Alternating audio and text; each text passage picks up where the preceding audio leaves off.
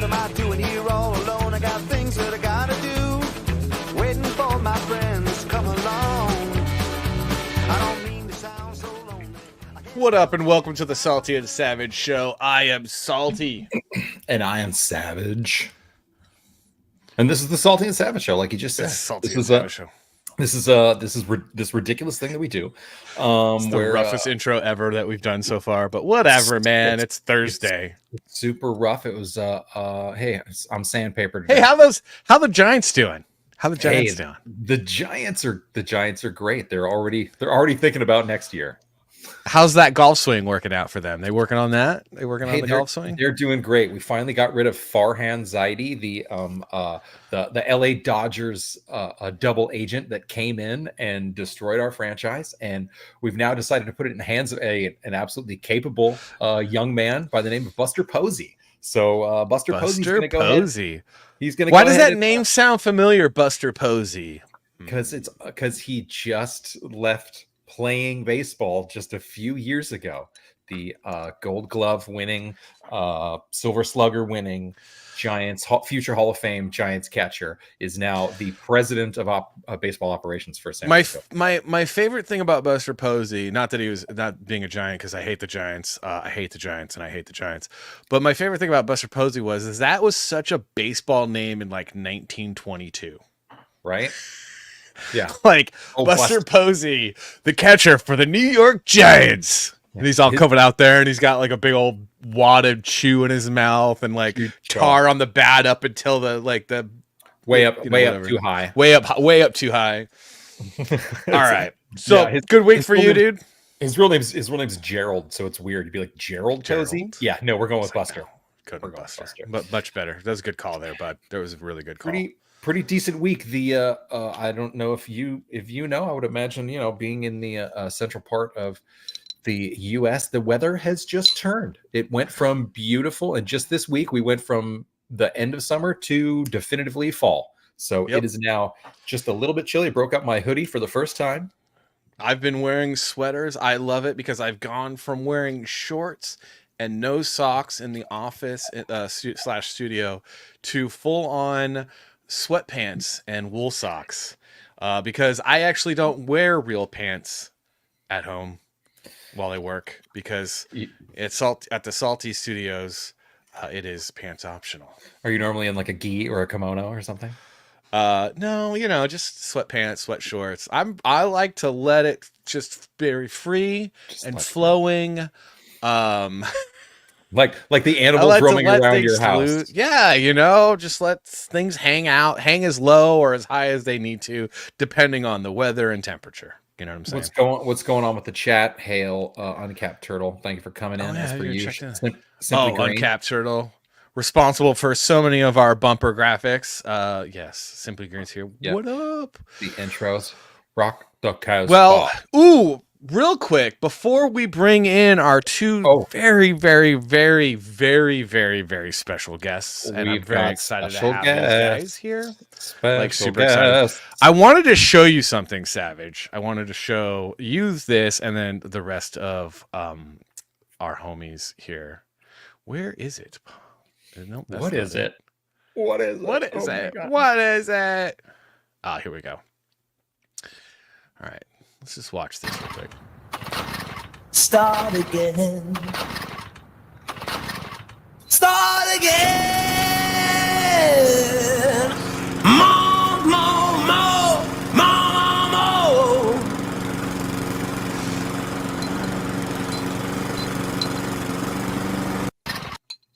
And that's So, it. And that was that's my it. favorite thing. This is my favorite thing that I found on the internet this week. I love and hate the internet at the same time. And every time something comes up on the internet that makes me hate the internet, something like this comes up and makes me remember. This reminds me of 2001 internet, 2005 internet, where it was just... I'm just gonna put crap up there that's hilarious to me, and I hope the rest of the world appreciates it. And I will say, whoever made this, I don't know if the TikToker, it says at Showbits, sir or madam,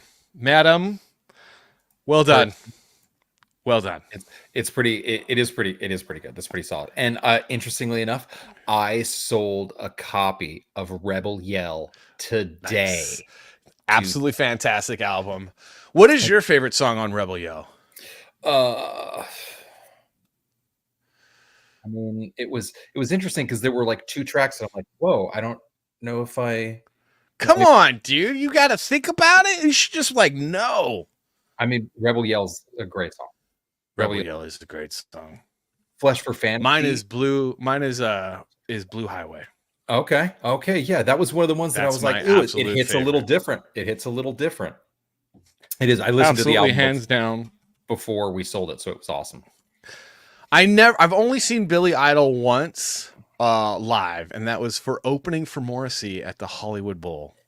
And I'm gonna tell you something. Whoa, that's awesome. Seeing Billy Idol at however how old he is, open for Morrissey. Morrissey did not bring his A game that night because Billy Idol definitely upstaged him but he opened for Morrissey. And then Morrissey came in, and it was very it was the most lackluster. And I've been to very many Morrissey concerts over the years. Completely different levels of energy. I mean, well, no, see, that's the thing is I kind of oversold Morrissey to my wife because I've been to over 30 Morrissey concerts. I've been to a ton. I love Morrissey. I don't care.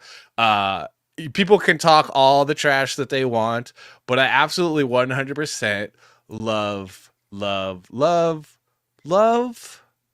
He was a homosexualist then. Morrissey. Okay. But so I oversold it. I was like, oh, because it's like a rock show. You have no idea. Because normally a Morrissey show is really energetic. It's really good. And he did not bring it. Did not bring it. Oof. But Billy Idol did. Anyway, so should we bring in our guests? I think we should. Without further ado. All right. I'm really excited to have these guys here. Welcome to the show, Roma Nation and Scrapjaw. Also, AK, I just call it Roma Nation because, he has a YouTube channel called Roma Nation. He goes by AK, which stands for Awesome Kind of Guy. Oh, no, I kind of ran away with that one. You almost had it. You almost welcome, right there. Welcome to the show. Also, with a new logo, Roma Nation. If you guys haven't seen their old logo, their new logo. New logo. It's like, do you know somebody that was involved in making it or something? Was it that? No, I actually don't. I'm just being. It's a good logo. It's on our website. Yeah, it is. Whoever it was, though, would be that guy. Who did that logo?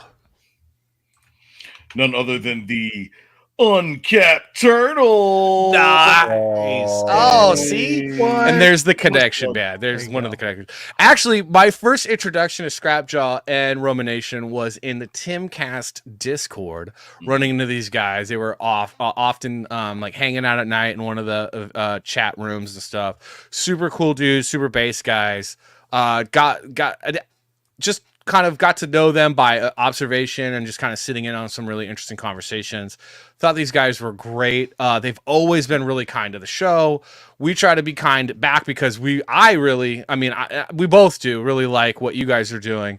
And so we're excited to have you guys on here. Could you maybe tell us a little bit, before we get started, a little bit about what your show's about? All right. So obviously my show is called ROMA Nation. ROMA stands for Rise of Middle America. All right. So it's like a socio-political show, but we do some other funny stuff as well. But I like to give like historical context to modern times. And for the people that don't really understand what's going on now and the history of how we got here, that's what my show is about. I like to make sure that people are well informed as to, why we're going through these crazy times.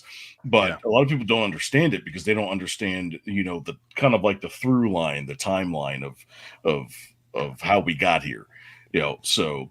And then, of course, we go over some to the end of the world. You mean to the apocalypse? The end of the world, yes. Yeah. Hey, cheers to that.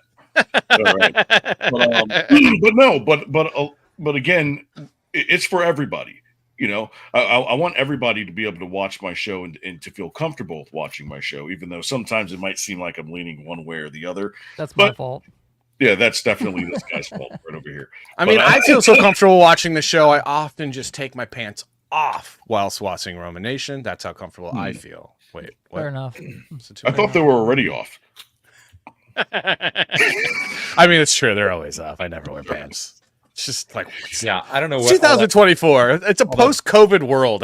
Pants, really? Not only is it post-COVID, but it's post-cancel culture. That's the big theme with our current season on this podcast or show is featuring, ideas and topics and talking about how we've not just how we got here, but how we're navigating afterwards, right? Yeah. And so some of us had no choice. Some of us have chosen. And some of us have lost quite a bit, lost people close to us along the way just because we had different opinions and ideas. Not that we hated anybody. It's just things happened the way they did. And so post-cancel culture doesn't mean that there's not cancel culture. It just means we're in that era. We're beyond it. We're over it. And we just have learned how to navigate it. So some of the things we want to do is try to feature how people have gotten through that. Like we had Zaza on not a couple weeks ago. And that was really cool. She had a viral video talking about how she was in college and got roomied up with a trans person, somebody who's biologically male. And she had to deal with that at college, and that was the light bulb for her. So basically what you're saying is tonight you will probably get us canceled off of YouTube. That's what you're telling me. Not if we just stick to your school. There's always Rumble and X, I don't care. Awesome. You know what I have to say to YouTube and all of that nonsense. He did it. They deserved it. They deserve it.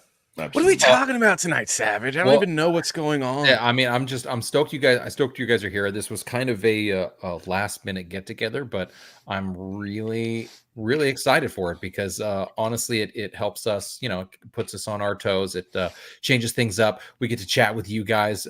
We know. Your show is great, and it's so fun to talk to people that have other that are just out there giving their perspective, without regard of, who even necessarily cares. It's nice to just be able to express yourself and this isn't necessarily art per se, but getting out there and expressing yourself in a way. I commend everybody who's out there doing that, and you're doing it with some of the best of them right now. So if I was going to sum up the show too, and I hate using this word because Gen X has murdered this word. We're probably not allowed to say that on YouTube, right? They have graped the heck out of this word. But I will say it is an accurate. It's just based. It's just a very based show. And it's not spicy to be spicy for the sake of being spicy. It's like we do some stuff through the week with Sunset Rants that's different. It's variety, some FAFO. We tried to fool around and find out how well we could actually play video games and stream at the same time, and it did not happen very well. Failed miserably.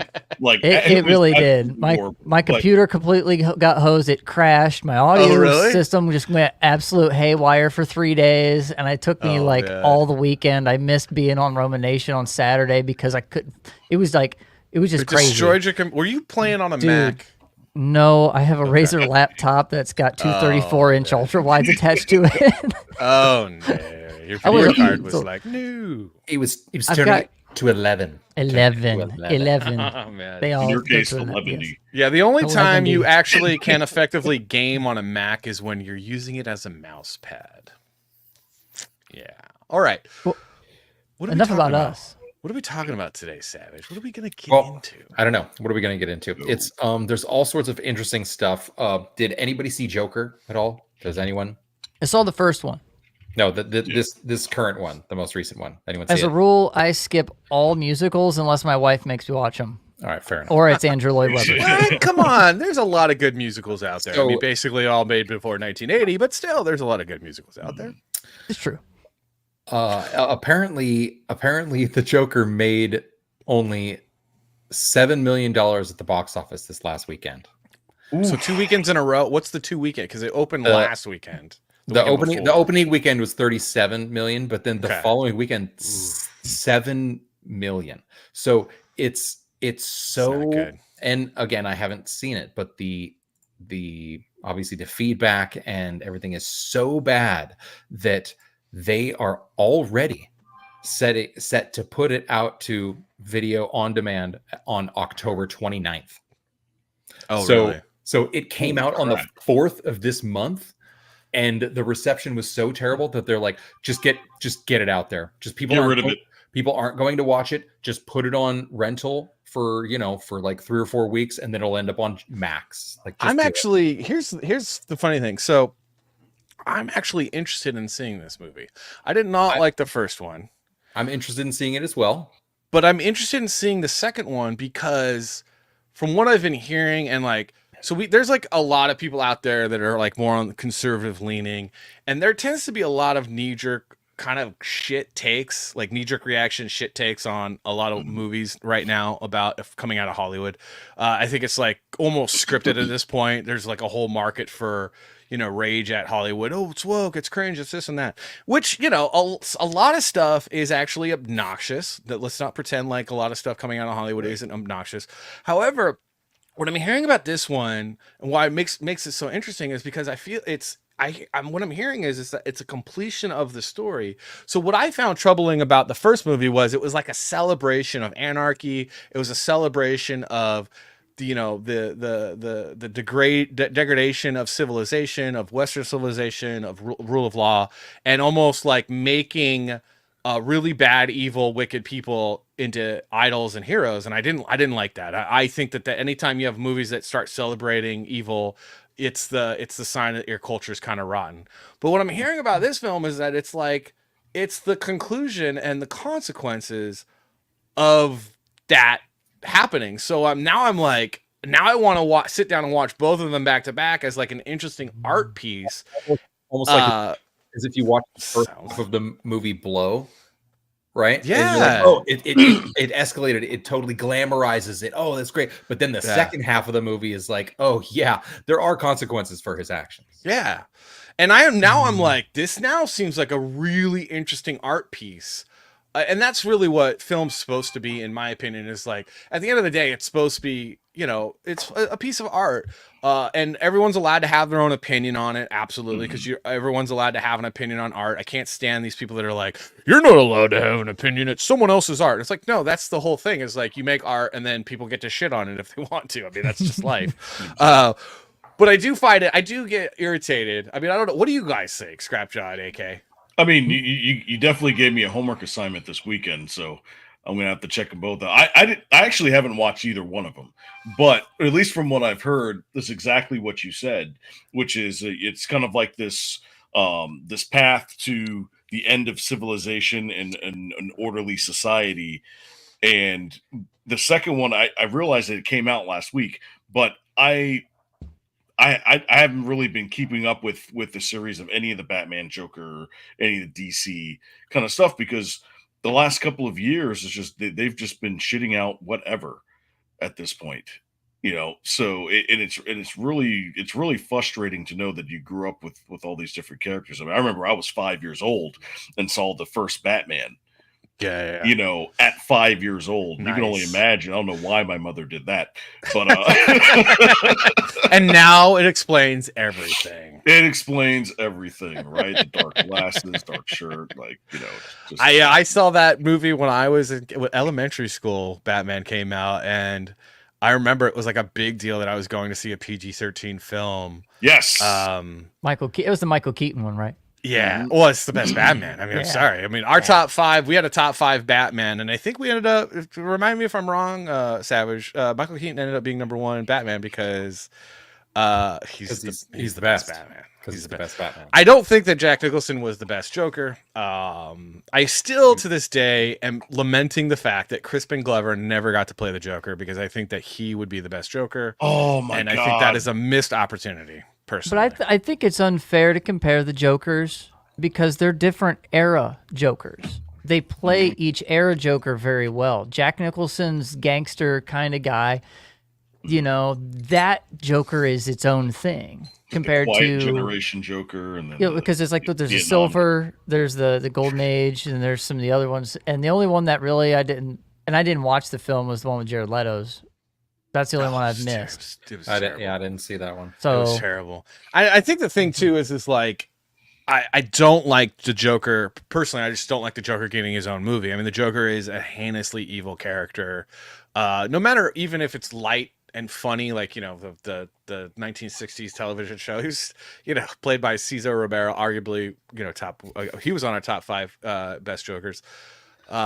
Still, it's a tremendously evil character, and I've just never been a fan of evil getting its own film and being like the center point of a movie. It's like kind of like watching California. Yeah, well, yeah. I mean, Even though that's an amazing Brad Pitt, like the first time I realized he was an amazing actor was California. And the only reason I watched it because David Duchovny, and I'm an X-Files fan, so I got sucked into it. It's a very good, like unexpectedly very good but tough film. Absolutely. But again, it's a villain character that is the center point because you're with him the whole time. Yeah. Yeah. No, I don't mind it when it's that. I just think okay, so maybe let me put an addendum to my thing, or a comma, but I only really feel that about like comic book movies or like, you know, the superhero genre, because it's basically American mythology. In an American mythology, if you're gonna lift up the bad guys, what is the message you're giving to younger people? Because that's the whole.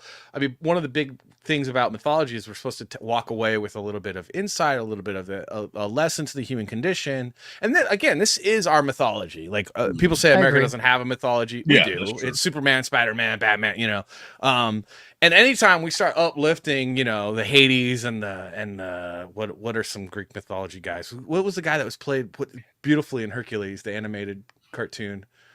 What's his name? He was the best Hades ever. He was Hades. It was done by James Woods. James Woods, Hades, the coolest character ever in Disney pantheon of villains. But you don't elevate that. The guy's got to lose. You can't celebrate it, because what then you're saying to society is that it's good to be bad. And I think that's what the Democrats like. Sorry, I'm going to bring it up, Savage. The Democrats are teaching our kids is that it's good to be a piece of crap. And we're seeing how that's affecting society right now as we devolve into, I don't know what is going on. What? So hold on. So they're teaching kids to be pieces of crap through the movies, by glorifying that. I think so. I do. I think that they're mainly they're teaching kids to be pieces of crap by just teaching them that being a victim is the way to success.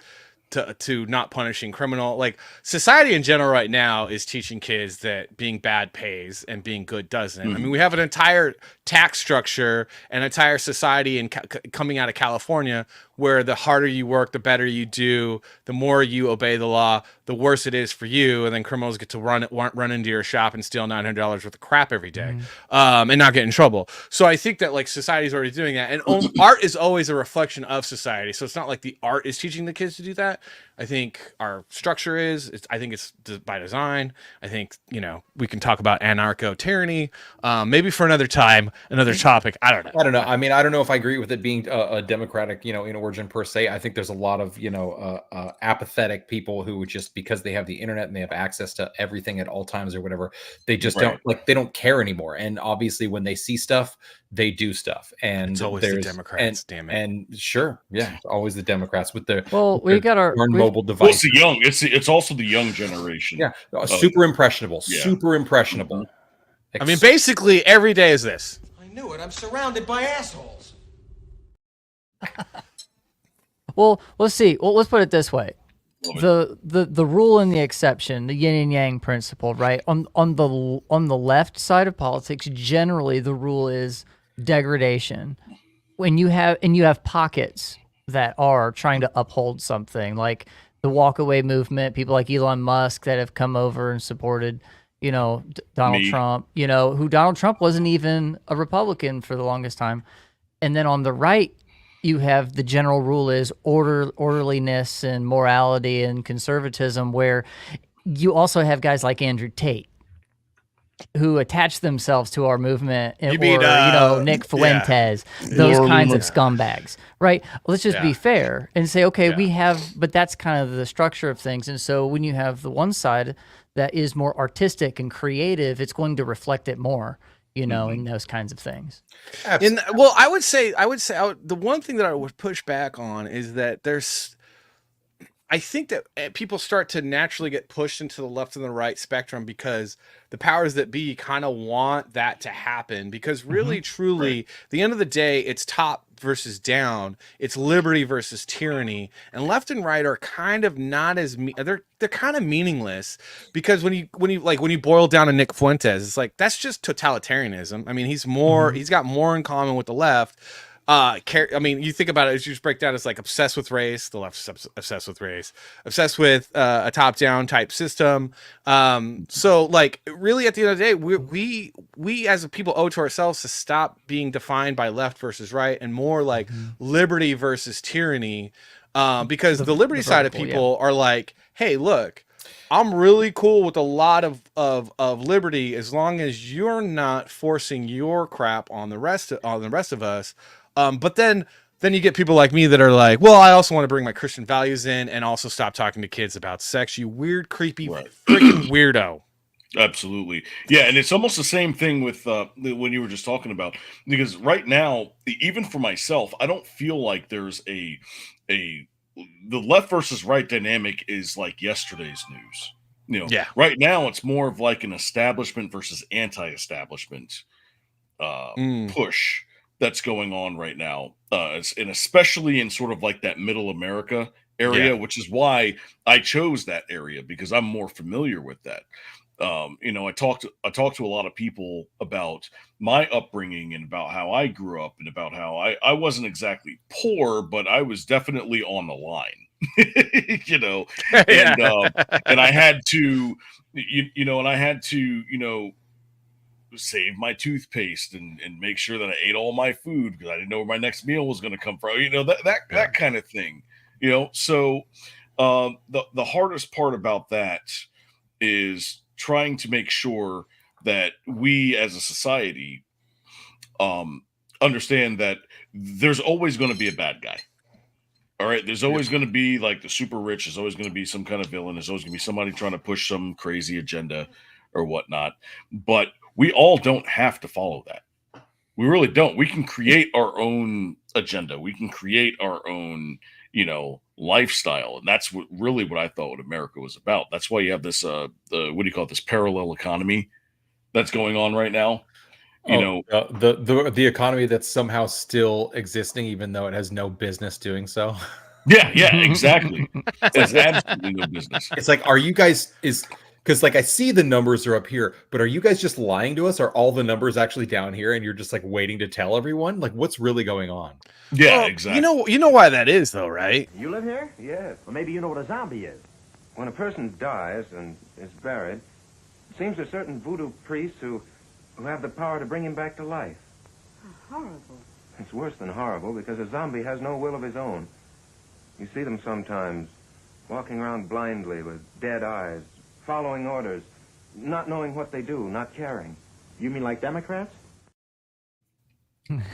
Just saying. Just saying, guys. That is his. Honestly, it's like that is a clip from a produced film or whatnot, but that is genuinely how Bob Hope felt. Yes, and it and, is. and an absolutely famous clip from the Salty and Savage show because we play it almost every time.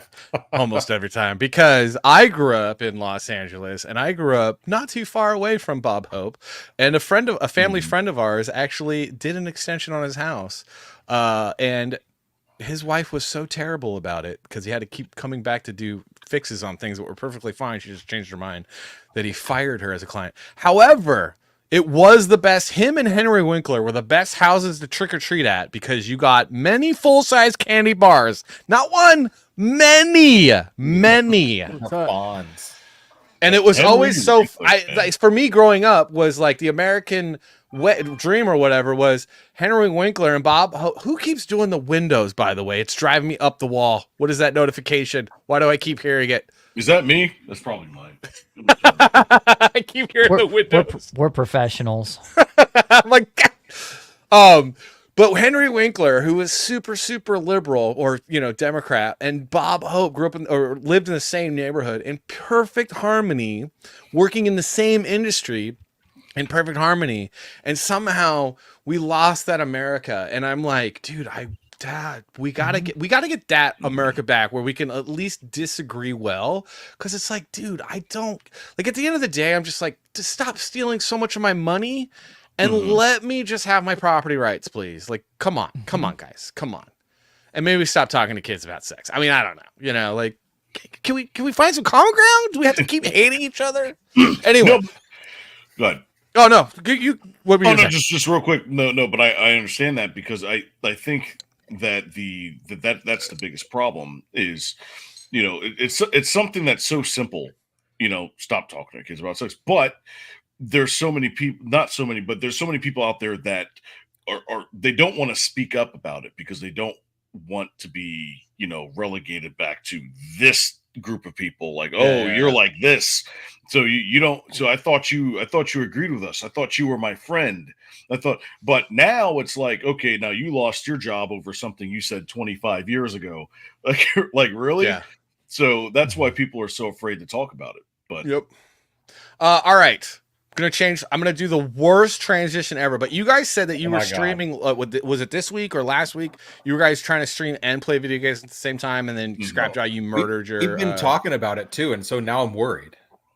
What, video games? Yeah, we've been talking about like doing a stream, like, and playing video games at the same time. So, well, I probably would be the one playing the games, and I'm not gonna do it on a laptop. I'm not gonna make that mistake. I'm not a noob. Sorry, I'm not gonna do it on a laptop. Yeah. Definitely not gonna do it on a Mac either. Because so what were you asking, Scrapjaw? Sorry,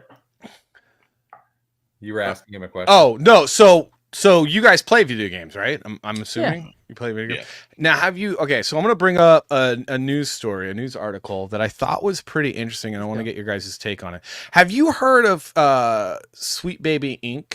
at all? Don't get me started. Don't even get me started. Sorry, I clipped my mic a little bit. I'm not familiar, but all right. Hey, what kind of mic are you working with? Oh, this is a Blue Encore 200 active dynamic mic. Ooh. Yeah. Okay. Nice. So okay. All right. Sorry, I'm kind of a microphone guy. All right. So I saw this. So Sweet Baby Inc. Has been there's a new game coming out from Bandai Namco. Skype's probably pretty familiar with Bandai. I've made several games. A couple of hits, a lot of misses. I always say it's like Bandai. It's not necessarily the most impressive studio. So they have a new game coming out called Unknown 9. It's actually, this guy typed it wrong. It's Unknown 9 Awakening. It's Sweet Baby Inc. DEI. Unknown 9 Awakening has officially been released, and player data is now available. With a whopping 3 players worldwide, this might be the biggest Sweet Baby flop ever. Wait, they can't stop breaking records. Sweet Baby DEI. So Sweet Baby Inc. is this like it's this.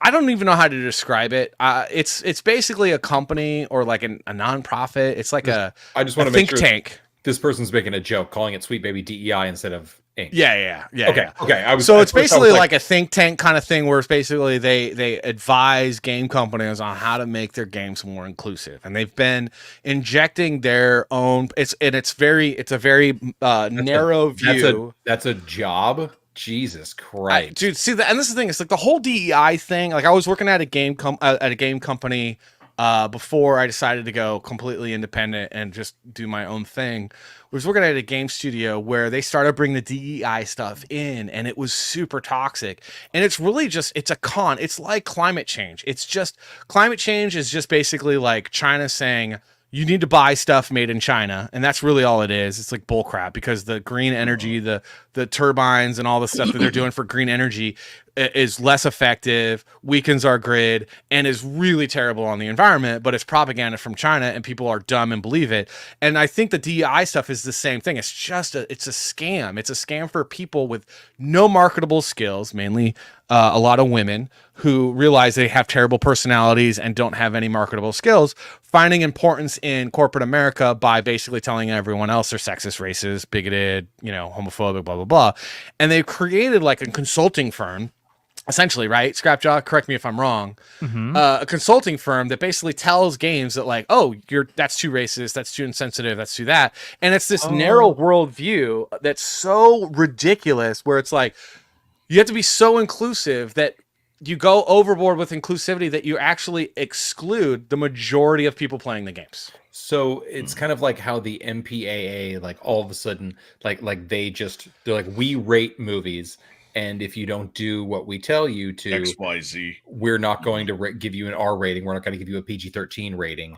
Because I don't know if you've seen that documentary, but they run the show in Hollywood, and it's like, and in an industry where it's already, I mean, there's some, there's some free for all with the money at the top, but it's run like, I mean, pretty tight. They do nothing but cut, and then they're like, I mean, it's just,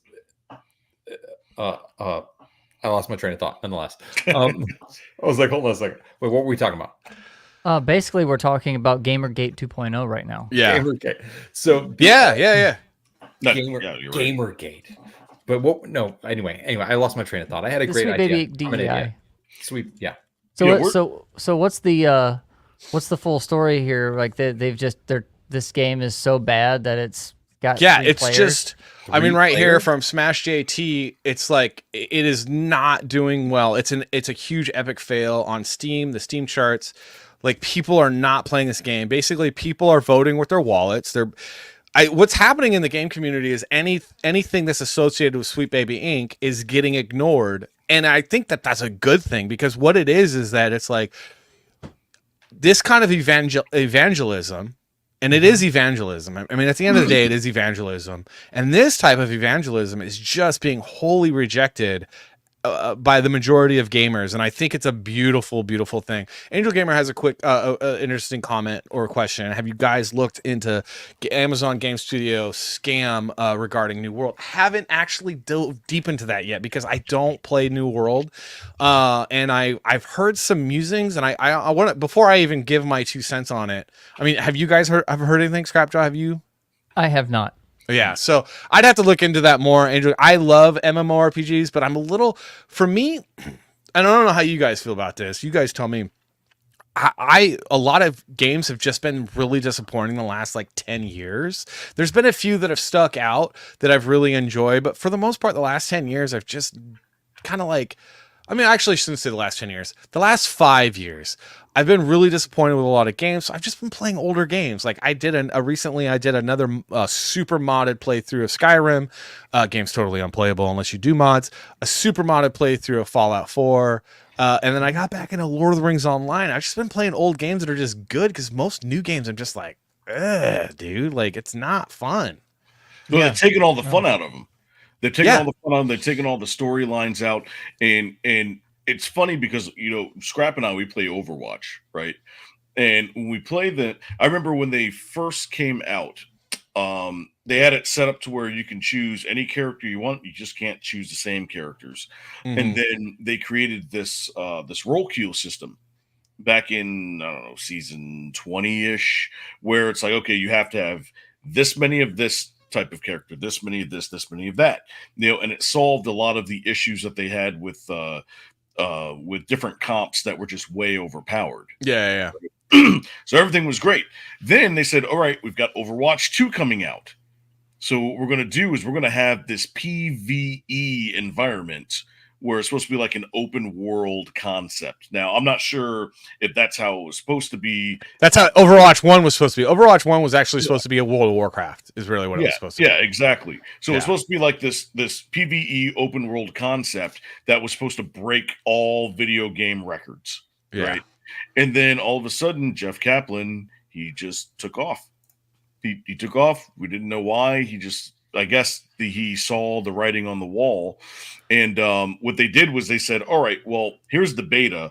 Pay $40, and then we'll put all of that money towards the PvE. Well, a year went by and there was no PvE, and everybody was like, well, what's going on? And then all of a sudden they were like, yeah, so we're not going to do that anymore, but we're going to overcharge you for everything. Yeah. The microtransactions. Well, it's not just the microtransactions though, but it's like game design that's focused on making it like a game. Like basically, they've turned the game into gambling. Like all the little tricks that they're doing, it's gambling. Like World of Warcraft is just gambling. Build your odds. Yeah. But if you pay more money, your odds are better. And you're like, what? Well, it's not even. I mean, yeah, there's that, but it's like World of Warcraft is just basically like farm the same over and over again, and hopefully one of these days your cherries will line up and you'll hit the jackpot. And it's just instead of making compelling, engrossing gameplay with a great story and a deep world that's got some meaning to it, that's like got some gravitas, that's got that can create intrigue.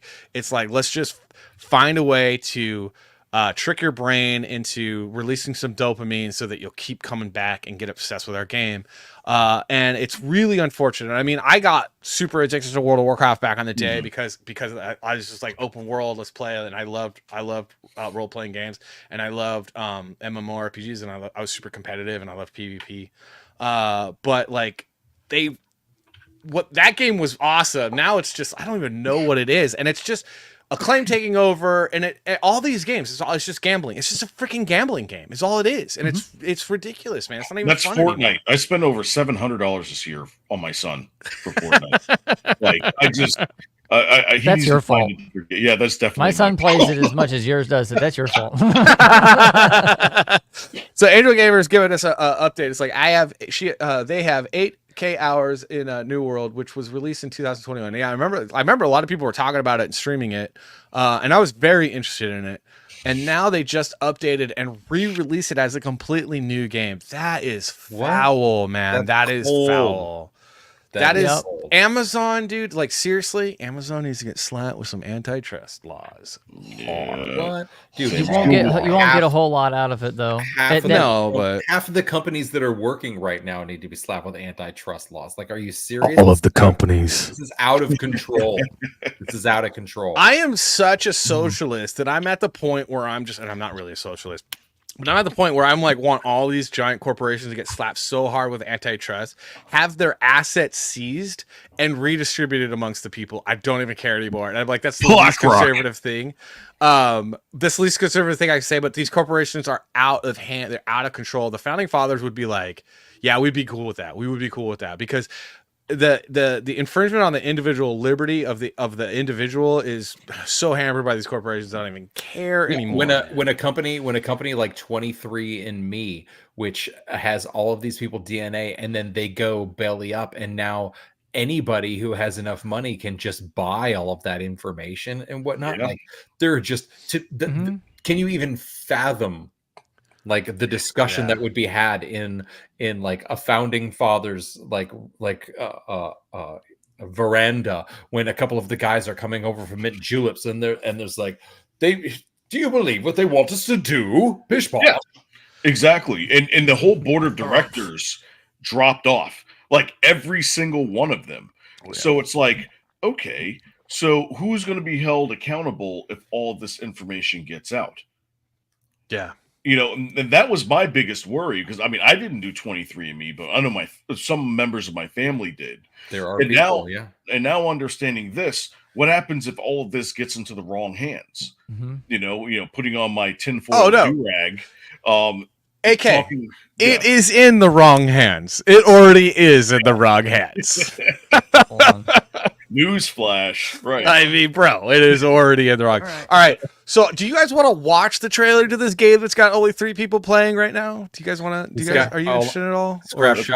Should we move on? Scrap Shop put on the tinfoil tinfoil newsboy hat. That's great. That's hilarious. It's so good. My fake newsboy hat. It's pretty good. That's pretty good. Oh, that's pretty good. Did you just wrap a newsboy hat in foil, or did... I wear flat caps all the time. Oh, okay. You should go watch last night's show. Last night's episode, he totally did it during. I did it live. I was just over here. They were talking about the election. He had stats on there, and he was like, "What do you think, Scrap?" And I'm just over here pulling Reynolds rap out of the box.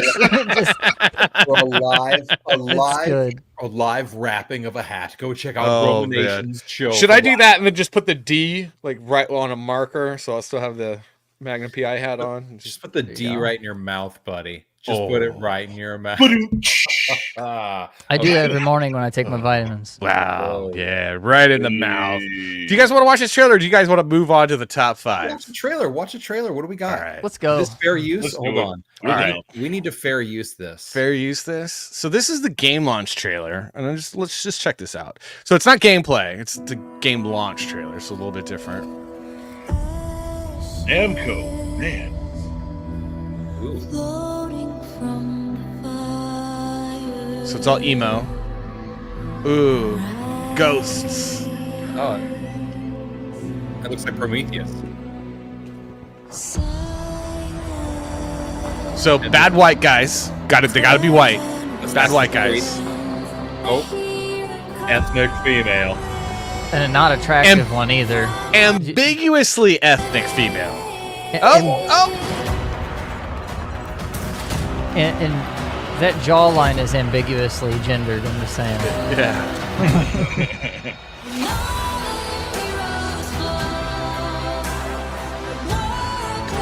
So this part I found really cool and interesting. Like this, like as a concept of a fight, like I wonder how this works. I'd like to check out the gameplay a little bit more. But this seemed like a really cool kind of. So she like possesses them. That is kind of rad. Not gonna lie, this seems like that concept seems really dope.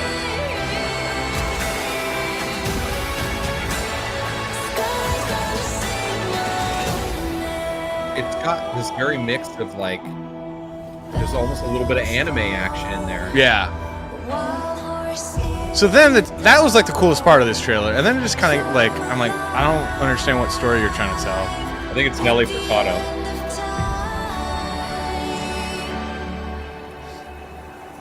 I'm like a bird, I only fly away.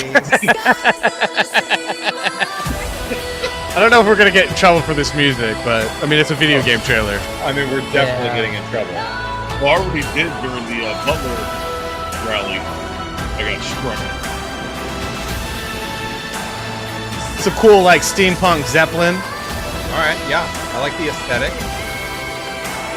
It's very Assassin's Creed.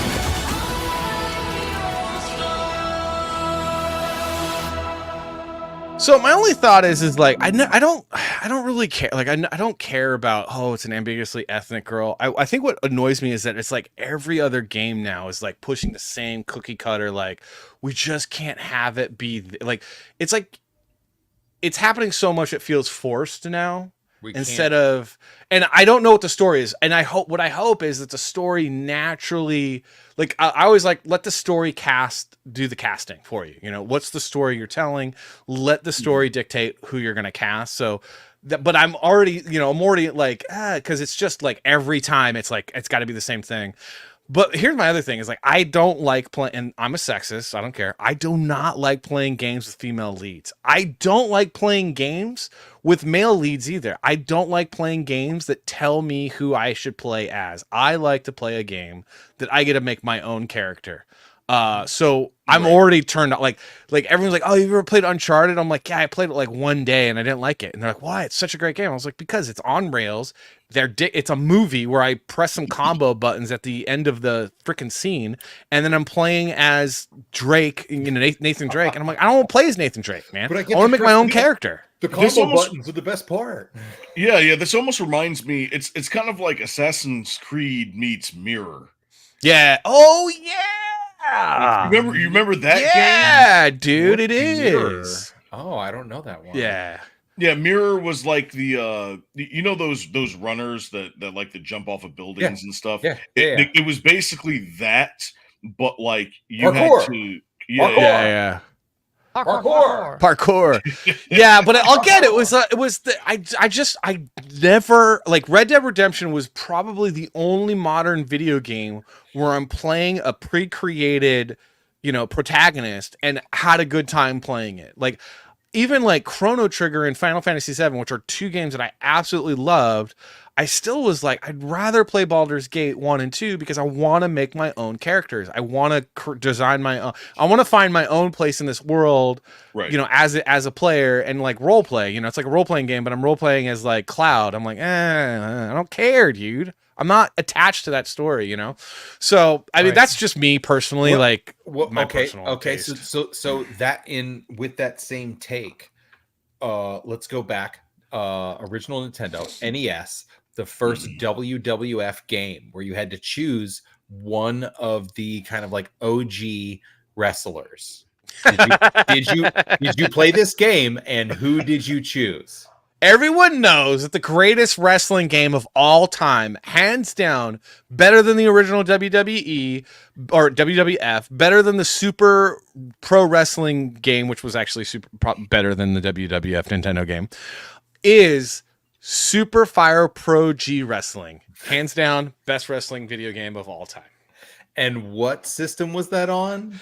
That was on Sega Sega Saturn, Sega Dreamcast. Later on the Nintendo, what was the Nintendo one? GameCube. And PC is now on the PC.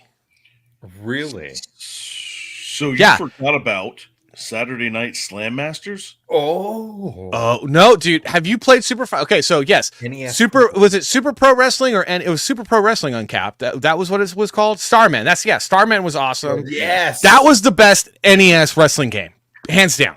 I was such a big WWF fan. I used to go to the events at the Cow Palace in SF. I mean, oh my God. I was into it. My mother was into it, which was super dope. She was like, "No, yeah, let's go." She made friends with this. She was like she went to go get a drink, right? I'm just sitting at our seats, on some second level or something. She comes back and she's like, "Follow me. I made friends with someone." So we're now going down and I'm sitting front row. And she's like, "Oh, I made friends with this woman. She's got extra seats. She gets hit all the time, blah, blah, blah." I'm sitting front row for a WWF event. And then it's that moment where the Hitman, the Hart Foundation comes out, and Bret the Hitman Hart does the whole thing where he walks around the ring and he puts his glasses on a kid. What are these? Yeah. The old school stunners. Oh, dude. And he put him on the kid right next to me. And I was like, "Oh my God." All right, so we should have done for this one. We should have done top 5 best wrestling video games of all time. Is what we should have done. We should have. I think, dude. Okay, wait, real quick. Savage, favorite wrestler all time. Favorite wrestler of all time. Well, first of all, I thought my dad was secretly the Hulk for years because my dad's like a 6'4", just absolute beast of a man, and I was like, I think he's secretly Hulkamania. I'm pretty sure, but I don't know. The Ultimate Warrior is kind of the coolest guy. He's kind of like a wild card, like absolute, don't necessarily like he's a psychopath human being, but the $1 Million Man I had a secret affinity for. Hacksaw Jim Duggan, and but like the Ultimate Warrior is just like this Ultimate Warrior. Okay, Scrap, favorite wrestler all time. So you said your mom took you. Okay, I used to sit around and babysat at my grandma's house. Razor Ramon was her favorite. Oh, Skull! Woo! She also had a thing for Tom Jones, also, but that's cool too. Hey, you want to mess with Razor Ramon? Hey, Chico. My favorite though was that caught my eye more than any of them. Even though you had the personalities like Randy Savage and Undertaker and all the guys that you know, and there was the Bushwhackers, which were cool. I am Savage, but still like there's something about like Macho Man was like so incredible, but still there was something about Ultimate Warrior that I'm like, I don't know, I like him. But it was Rey Mysterio because he had that style, that luchador style caught my eye. I was like, that's the bomb. I had so much respect for his technique and what he did regardless of the character and all of the things. It was just like, that's phenomenal. He was the first in like that generation, like that new generation of wrestler where they brought the over the top. And I mean, the Rockers, Shawn Michaels and Marty Jannetty were doing that stuff, but they were only doing that for so long. They're like, we're going to let the young guys continue to do that. We're going to go ahead and break up. And Marty Jannetty's going to do his own thing, and Shawn Michaels is going to go fail and go nowhere. And Shawn Michaels is going to wrestle for the rest of his life.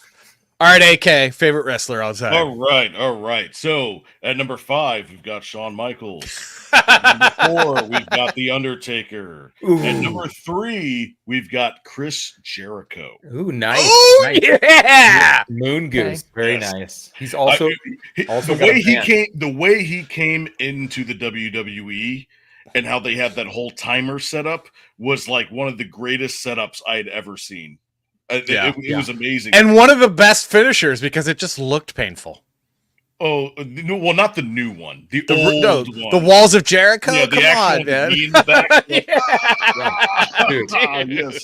Like just so terrible. Good, man. It's like the Bob Backlund crossface chicken wing or something. You're like, oh my God, that's terrible. Right. Number 2, Randy Savage. Nice. His promos were second to none. And number 1, and my all-time favorite, after he turned heel, is Edge. Interesting choice. Did not see that coming. All right, my favorite all-time, and it's really, really hard to decide between the two. But if I had to pick one over the other, it would be absolutely, because my favorite tag team. And then my favorite wrestler is part of that tag team, and it's Scott Hall. And I say Scott Hall, not Razor Ramon, because WCW Nitro, hands down late 90s, NWO. So different. Was the best wrestling of all time. I don't care what anyone says. Off the charts. And Kevin Nash and Scott Hall, the Wolfpack. Hands down. Look at all of us know the secret handshake, and we're like, just like, oh, dude. And I was all about it because we're getting grounded because we're only like 12. So we're gonna do a what's it called? A poll. We're going to take the pin off. So if you haven't already checked out the pinned website, please check out the pinned website and save it. And we'll put it back up after we do the poll. But the poll is going to be, who's the best wrestler? The American Dream, Dusty Rhodes. Thank you very much. Dude, Dusty Rhodes is good, but I prefer my dust a little bit more gold. I mean, if I'm doing a Rhodes, okay, so we're gonna go gold dust. If you want to talk about a family, you want to talk about a family of speech impediments, let's go ahead and bring up the Rhodes family. And I do love, if I'm gonna pick, so I have my favorite WWF wrestlers. I got my favorite WWE wrestlers. Okay. Hold on, though. I mean WCW wrestlers. The thing is that what's your favorite finishing move? Because my favorite finishing move is different than my favorite wrestler. Same with me. So my favorite finishing move is the jackknife powerbomb. Oh, Kevin Nash jackknife powerbomb, dude. Boom! That thing is nasty. It is nasty. My favorite, or the Stone Cold Stunner, because also good. Kicking in the dick and then doing that is hilarious. Super old school, and he wasn't around like forever, but. My favorite finishing move was Bad News Brown, and it was the Ghetto Blaster, and it was the Ghetto. Yes, it was a swift kick to the back of the head. Wham! That's it. It's like that's it. You're done. done. It's like, yeah, you're done. You're done. Yeah, it's over. Just man. wham. Oh man, there's so many. Like, Dude, finishing moves. So my favorite finisher would have to be. Oh man, I'm gonna have to go back to all these different. You know what? The Dominator. Either the Dominator or the Pedigree. Oh, the Pedigree was awesome. Pedigree was the thing awesome. like that. Yeah, and just Dominator was Farouk. Oh, yeah. It's like an inverted, like a power bomb. We are the nation of domination, and you guys got dominated in the ratings by WCW. Oh, absolutely. my favorite like fake move that I know will never ever happen is called the screwdriver, and basically it's like you hold them up like you're holding their shoulder here and up like this. And then it's just a straight sit down pile driver. Oh, geez. So it's like a razor's edge mixed with a pile driver. Yeah, exactly. Uncapped Turtle, I refuse to vote on this poll because this is a horrible select. Screw you. The correct answer is Scott Hall. Oh my god.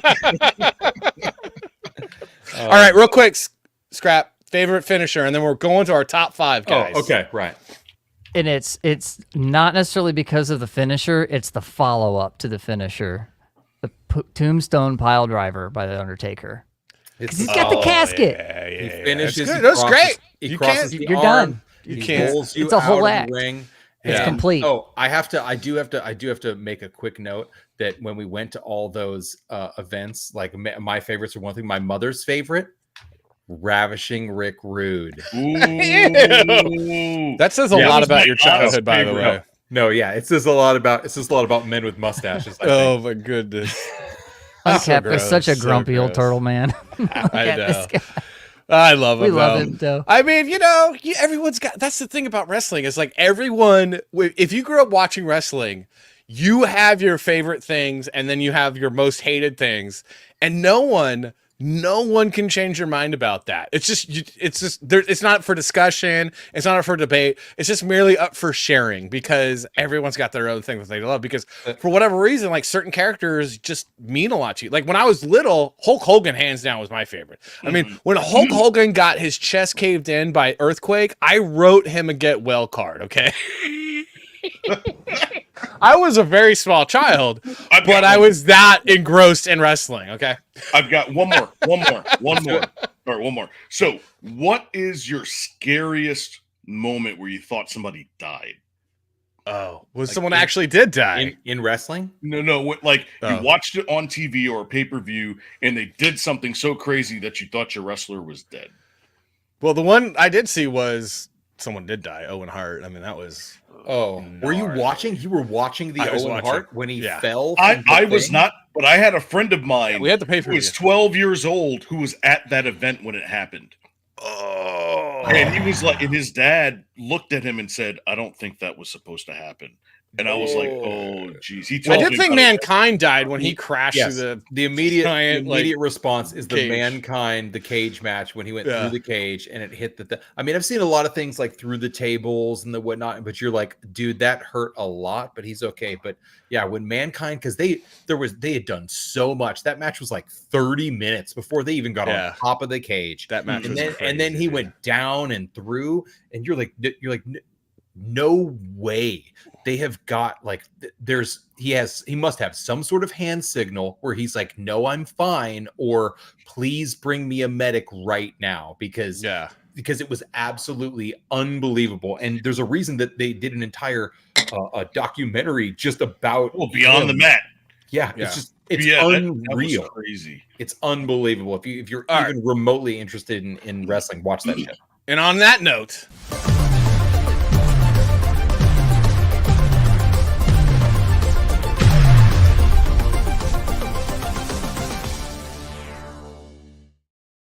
All right, we have a very special top 5 this week, guys. We were talking about video games, and then we got sidetracked with wrestling. So sadly, it's not the top 5 wrestlers of all time. However, we could almost as good. WWF for so long. Oh, dude, wrestling. Maybe we should do a wrestling special. all of us just went, oh my god, oh my god, oh my god, oh my god. Dude, just loved wrestling when I was a kid. All right, so our top 5 is an interesting one. It is top 5 best all-time couch co-op, and it's not 2-player video games, it's couch co-op video games. Okay, Right. Go. couch co-op video games of all time. Grab your CRTs. Ooh, man. Grab this is your gonna be tough. CRTs. I've had a bunch. Get your Konami cartridge, whatever. Anyway, all right. Co-op.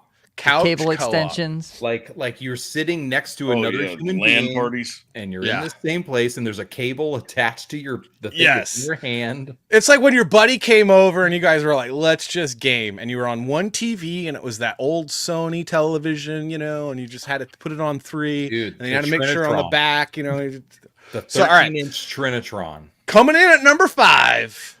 Oh, Everyone should love this. And if you disagree God. with me, I do not care. What is it? Contra. Oh my god. It's Contra. Up, down, left, right, A, B, A, B. select. Wrong. What is it? Up, down, up, down. Up, down, left. Oh, yeah, that's right. Up, PA down, start. down. Wrong. PA select start. So everyone remembers this, right? This was so fun with your buddy. You get the 30 lives and just go. Can you pull the volume down on the games a little bit? Oh, yeah. I could hardly hear you guys. We got this one. That's There all we right. go. How dare you? All right, so that is number 5. I don't know. Did you guys play Contra? Or was that It's kind of that first gen of where like you felt like you're like, oh, okay, we can play together, but you're also restricted by your partner. Yep. Mhm. yeah? So you had to work together. You had to. And it was it was either all right, let's do this, or it's come on, man, what the hell are you doing? Let's go, come on. That's how Streets of Rage was. Oh yes, I was just about to say Streets that. of Rage. I was just about to say that. We Streets did of discuss Rage, Streets of dude. Rage. It might be on the list. Streets of Rage 2. Streets of Rage 2 Yes. is the jam. I'm gonna find that game and you and I are gonna play it. Oh, dude, Streets of Rage Let's go. 2 was a lot. That was a quarter. That was a quarter vampire for sure. Rollerblades. I beat it with every one of the characters. I'm like, I'm doing this. This is amazing. I love this game. All right, so the next one at 4. Maybe we should have done Streets of Rage. This is another 2. I think Streets of Rage could have easily come. Could have into this easily. place. However, this game, I don't know. I think I played this game much more than Streets of Rage 2. I Another 2. Another 2. Another 2. Street Fighter 2. Oh. Hey. Ooh. This game, when it came out on the Super Nintendo, because I would have to go down to the 7-Eleven across the street from my school and lose so many quarters because they were such dirty hookers. Let's see if we can get a little bit. Oh, Guile versus Chun-Li. This was such the cheesiest fight. Round 1, fight. Fight. Oh yeah. Every time I would imitate the round 1, fight. Bro, let's go. And they're not even doing the moves right. Like, what is this? Do the kick, Oh. you dumb idiot. There it is. The best part is that You guys did the Sonic Boom. Where's the Sonic Boom? Where's the freaking flip kick? Yeah, we need the the- worst Sonic Boom gameplay was too ever. hard, bro. It was too hard. No, 1, 2, go. Dude, the Sonic Boom was basically you had to hold back, and then it was it was a backward charge, and then you can move forward and hit your punch button. I forget which it was, but it was one of those. Yeah, it all was the back, punches. forward, punch, and then up, Yeah. down, kick, and then you do the flip Yeah. kick. I can't remember. It was. Yeah.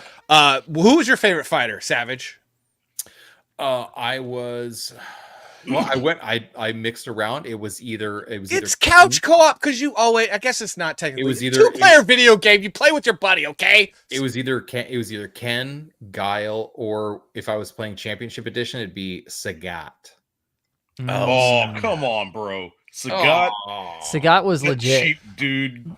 He, that was if it was Championship Edition. Cheap, I mean, cheap yeah, dude that- is right. go, I get 3 special moves instead of 2 special moves. Everybody got 3 special moves eventually. It's all fine. Eventually, not in Championship Edition. It was freaking the bosses got 3 special moves. Angel Gamer with the win, with the greatest Street Fighter 2 character all time, E Honda. You're dang right. Secret, very good player. Blanca and E Honda, if you know how to use them right, will absolutely destroy all the other. E Honda's the best. It's not even a close second. Hands down. What do you got to say? All right, so top 3. Number 3 for me. I'm going my countdown tonight, baby. Let's do it. That's right. All right, number 3 was Dowson. Dowson. He was cheap. Because What are you talking about? Here's the thing, because I knew how to not only hit you from across the screen, but I knew how to throw my yoga fire and then teleport behind you and hit you at the same time to where you couldn't block both ways. Yeah. Right. See, he was so cheap. You the slow yoga fire and the jump over or something. Yeah. The teleport. I knew the teleport that's right. move. The teleport. Yeah. So it was him. Number 2 was Zangief. Zangief was fun. He's interesting. It's very difficult a character to be effective with. Most people could not figure him out and would be defeated immediately. But if you could figure him out, you know who would beat the hell out of him is E Honda. E Honda would beat the hell out of Zangief. But you want to know why Zangief was so good is because he actually, that little teleport clothesline that he did, not teleport, but we spun around. The spinning, which is super hard to do. What a lot of people didn't know, Superman fist. If he did that and somebody threw a projectile, it went through him. Oh, interesting. So if you did that as a thing was coming to you, it would pass through. It would pass through him. I didn't realize they didn't know that. Oh, I didn't know that either. Exactly. Damn it, the more you know. That was the best thing. But number 1 video. But my number one character was, oh my god, what's his name? Blanca. It was Blanca because I knew all of his like weird spinny moves up in the air. Blanca's like the redheaded stepchild of E Honda. Hey, literally. Basically. Because it was the same moves or the same back forward punch and mash the buttons. I mean, they all had a brother. The thing is, here's the real question: are you a Ken or are you a Ryu? Ryu all the way, dude. Are you? Yeah, are you a Ryu? I liked Ryu. I don't know why. I like Ken for the combos. I'm a Ken. Ken has the combos. He had the one move where he was like it was the short punch over punch. You can. Where he hits you like 7 or 8 times. Yeah. Yep. That's right, Nestor. That's right, Nestor. Ryu. Okay, although the best character outside of the original Street Fighter 2 is Fei Long. I don't care what anyone says. It is Fei Long. Dude, how about Unkept Turtle with the top 5ception? Top 5ception. Oh, whatever, man. Whatever. Yeah. All right. That was Street Fighter 2, number 4. It's a PvP game, but you will play with it with your buddy, okay? It's basically a game that you play on the couch with your buddy. Let's get to scrap. I was stuck behind the lower third down here the whole time. Up here like... Sorry, bud. Oh, scrap. Yeah, what's your favorite Street Fighter 2 character? Okay, since we're incorporating the other Street Fighter 2 games like Championship, it's, classic is Vega. Vega's fun. He had some weird, cool moves. And he also had, that he was one of the first characters in a fighting game I noticed that could lose armor. So like if you beat him up, his mask would come off. Yeah. And you could break his claws. Yeah. And if you were playing in his stage, you could climb the cage. Yeah. So you had that. Yeah. That was one of the cool things about him. But DJ from Championship is the dude. Oh, interesting. Yeah. So Andrew Campbell, our friend from Down Under, says, "I figured you for a Vega guy, Salty. Why would you assume that? Why? He was a homosexualist then. Why? I mean, you do that when I'm drinking. All right. Vega was cool. Vega versus Chun-Li was always epic battles because it was just like the hoppy, annoying characters fighting each other. All right. So let me get number 3. let me It took number like 3. Yeah, we're just all right. This is actually good. This means this is good content. If we're actually having a good time and we're forgetting that we need to do a top 5. Yeah. We're like, oh, we got off on this tangent when we were. All right, so number 3 is a bit special because number 3, there's been many versions of this game, and all of them are fantastic to have a buddy over and play. And there hasn't been I don't think there's been a bad one ever released. I'm a huge fan. I still play it on my phone. Mario Kart. Super Nintendo. Nintendo. I want it all. Oh, Nintendo. Oh, so Mario Kart. I mean, every single one was just a banger of a game, man. It was a fun game. It's an got easy, better and better. It's an easy. It's a brilliant idea, and the one that's even on iPhone right now is so fun and so easy to play. There's so many characters. There's variations of characters. It brings you right into the universe. It doesn't miss a beat. But this was the OG. Bringing you like originally into this was so fun. What is this? Mario Kart is communist. It is. It's is. just all their commercials. It is. And wait, how's it communist? So check this out. He explained it to me, and as soon as he said it, I knew exactly what he was talking about. So in Mario Kart, depending on where you are in the pack, 1st or 8th, depending on 1st and 8th, you get better stuff depending the further back you are. So you could be in 8th place coming around into the second lap or the final lap, and you'll get an incredible 3. You'll get 3 incredible things, and you'll be able to defeat everybody and get past them before anybody has a chance. So it is communist. Hey, that's okay. Whatever. It's like the only thing I like from communism. Okay. It's equity and power-ups. I'm not gonna lie though, the communism in Mario Kart is what keeps me coming back because I keep winning because of it. So might as well just call it Democrat Kart. That third lap win. Democrat. When you come back from 8th place in the 3rd lap and everyone's just like, no, and they're flipping the table and it's like, you guys don't know what I know. All right, so that was number 3, Mario. That was number 3. Number 2 was a special one. I mean, I don't know how Savage felt about this. This one, many hours were lost playing this game. Much tears, gnashing of teeth, and a lot of fun with me and my buddies. And that is... It's probably a PvP game, but whatever. Play with your buddy on the Nintendo 64. It started an entire era of video games. So much fun playing this game, man. And we had to have rules because it got ridiculous. Like whoever played Odd Job, you couldn't play Odd Job because he was like it wasn't fair because he Slappers was lower, only. So you would Slappers only. No Odd Job. Odd Job. License to Kill. Oh man. Okay, License so to Kill was fun. Oh, see, Uncap's all like for couch co-op. This should have been one.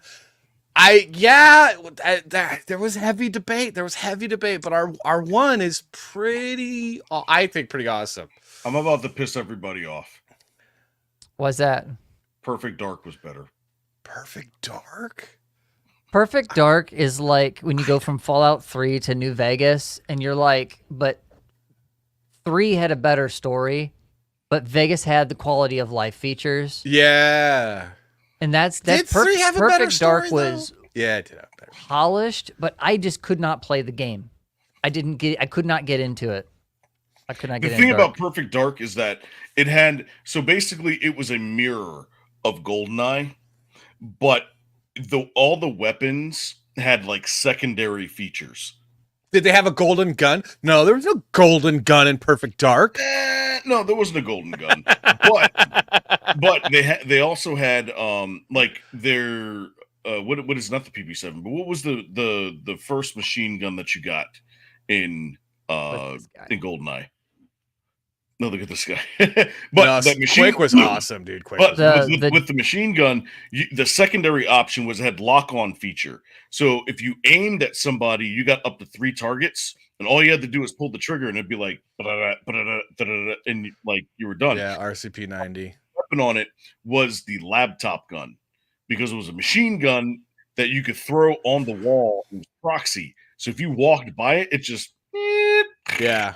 done. It was awesome. Unreal Tournament was awesome. I mean, we played that one a lot too, but I think for me, it's like GoldenEye. There was just so many memories of it playing that game with my buddies. Like it was like the right time for us. I think we were in high school or just out of high school. I can't quite remember but we were teenagers still, and we would stay up all night playing that game, and it would be like, and you could play with like 4 of your buddies, you know, and you just like quad part of the screen, and it was wasn't just playing the game in the split screen. You know, it was one of the first games, or one of the few games, that not only could you do the co-op, but you could pass the controller and you would spend time, okay, who can unlock all of the optional missions and who's a badass, like, right? And you just work together to fill the cartridge with all of the completion together. So much fun, man. So it just had like for me, I don't know, it was about you, Savage. It was just like tons of memories, man, playing this game, dude. Like,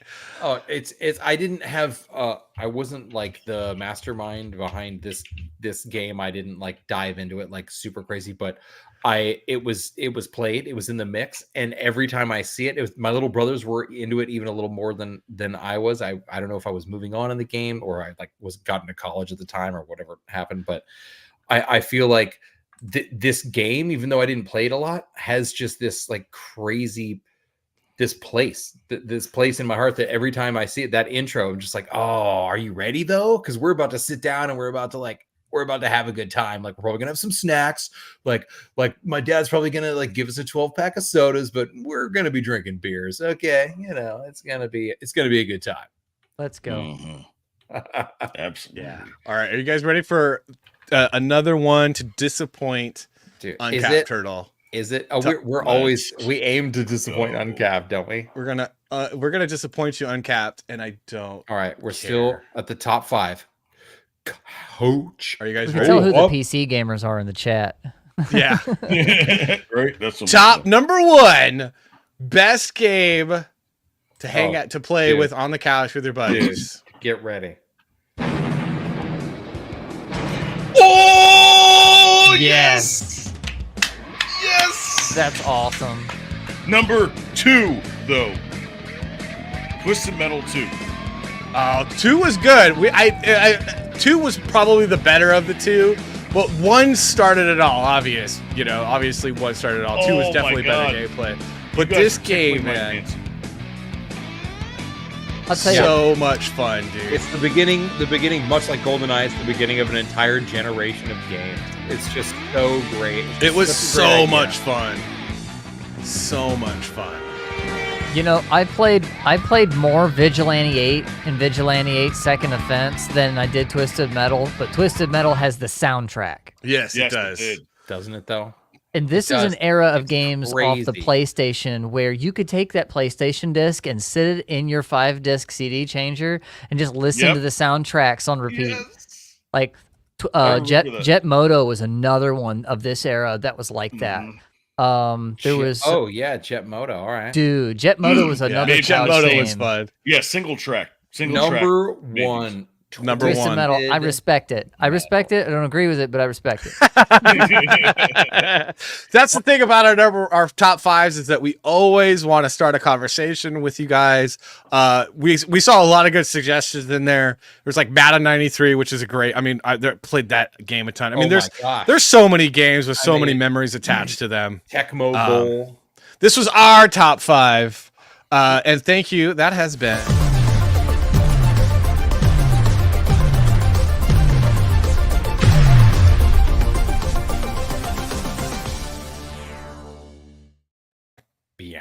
Have us back on when you do top 5 sports games, because like I hate sports games, but there's one.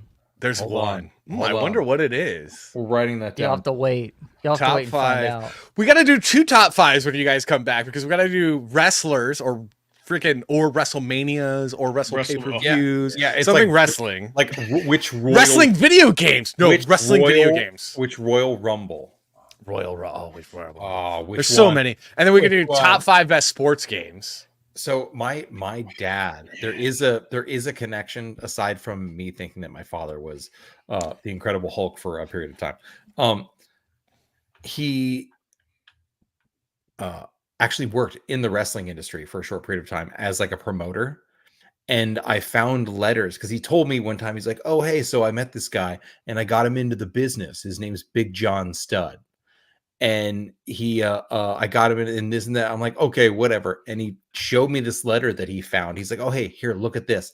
And he handed me, I was a kid. He handed me this handwritten letter. And it said like from John, whatever his name was, like Studofson or Studofscott or whatever is that.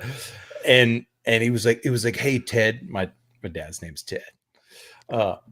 Hey, thanks so much for, hooking me up. We're out on tour now and this and that and blah, blah. So my dad basically ran into this guy and he was a bouncer at a bar, and my dad's a really big dude, and Big John Stud was the only guy who he walked up to, and he was like, dude, whoa, you're a big dude.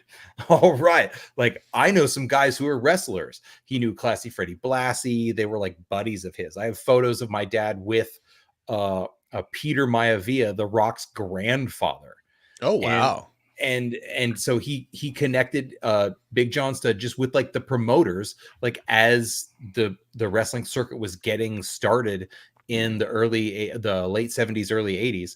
And he literally wrote him a letter, and I had this letter in my bedroom for a number of years. I was so stoked. I was like, oh my God, Big John Stud wrote my dad a letter. He's like, thanks, Ted, for setting me up with these guys who went to Chicago, and now we're going across the Midwest and, having a great time, really That's appreciate awesome. it. It was super great. Royal Rumble, Big John Stud for life. All right, here we go. We are 24 past the hour. It is time God. for our It break is. because everyone's got to probably go to the bathroom. Oh, don't they? All of our viewers, they've been just anxiously like. And so here's now waiting. it becomes the age-old question: do we watch our music video, OJ's Last Ride, or do we watch the other music video of your rock band?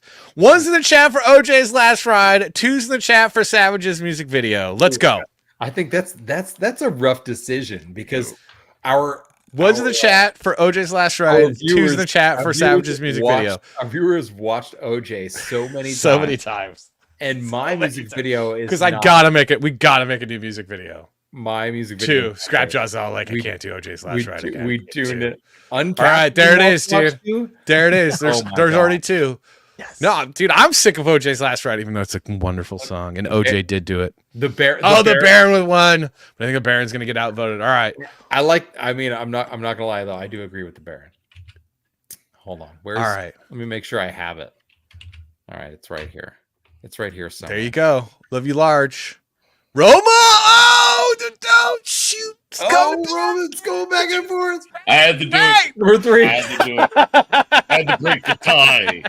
All right. Anyway, it looks like Savage. All right, we're gonna do it. You're playing your music video. It's Wonderland. This is from like 2008 or something. I do like this music video. It's not terrible. Let's figure out. We're gonna share it and play it, and then we'll see y'all in a second.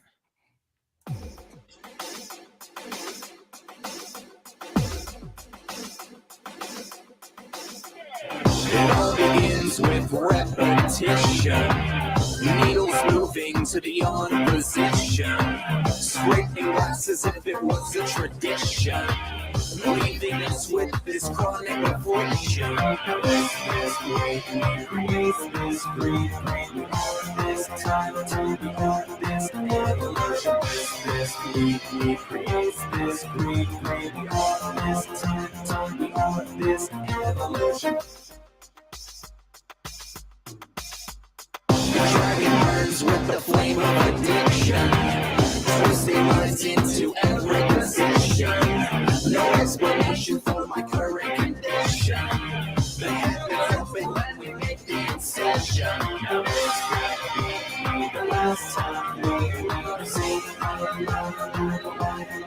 execution. This could be the last time we will see execution.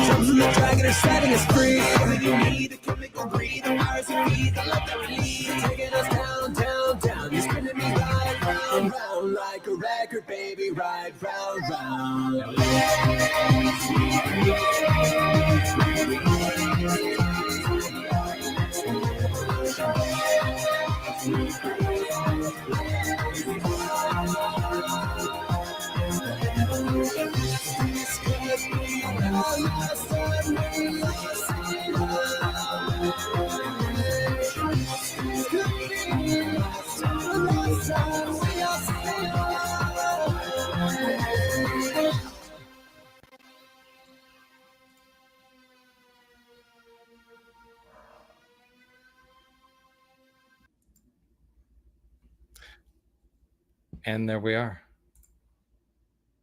I like the video. I love the concept of it. It's just He simple. was a homosexualist then. Got it. Hey, wait a minute. Thanks, man. Yeah, it was buddies. Wait, What? wait. Oh, Would oh, you? What? oh, Huh? oh, Eh? hold on. Oh. There we are. Eh, See, there you I go. was muted. I was gonna say the alien at the end of the music video. He The was a homosexualist then. the alien was a homosexualist. I mean, come on, guys. No, we should probably download that video to the back room of the StreamYard so that the audio could be a little bit better because I think there was some It was issues. a little lower. Yeah. It, But, it gets. I do like that song. I do like that song. Crunched. The audio gets crunched and weird. Yeah. It's Okay. fine. Oh yeah, it is a good idea. Fair enough. Excellent idea. Oh, speaking of music videos, I know Savage, you like to do records towards the end, so I Is it a- brought some samples of my is it a- own for when we get there. Ooh. So, Funkadelic record over there. Well, hey, that's a good transition. so whenever you I wanna mean, do I that, don't that's your know. own I thing. just, you know.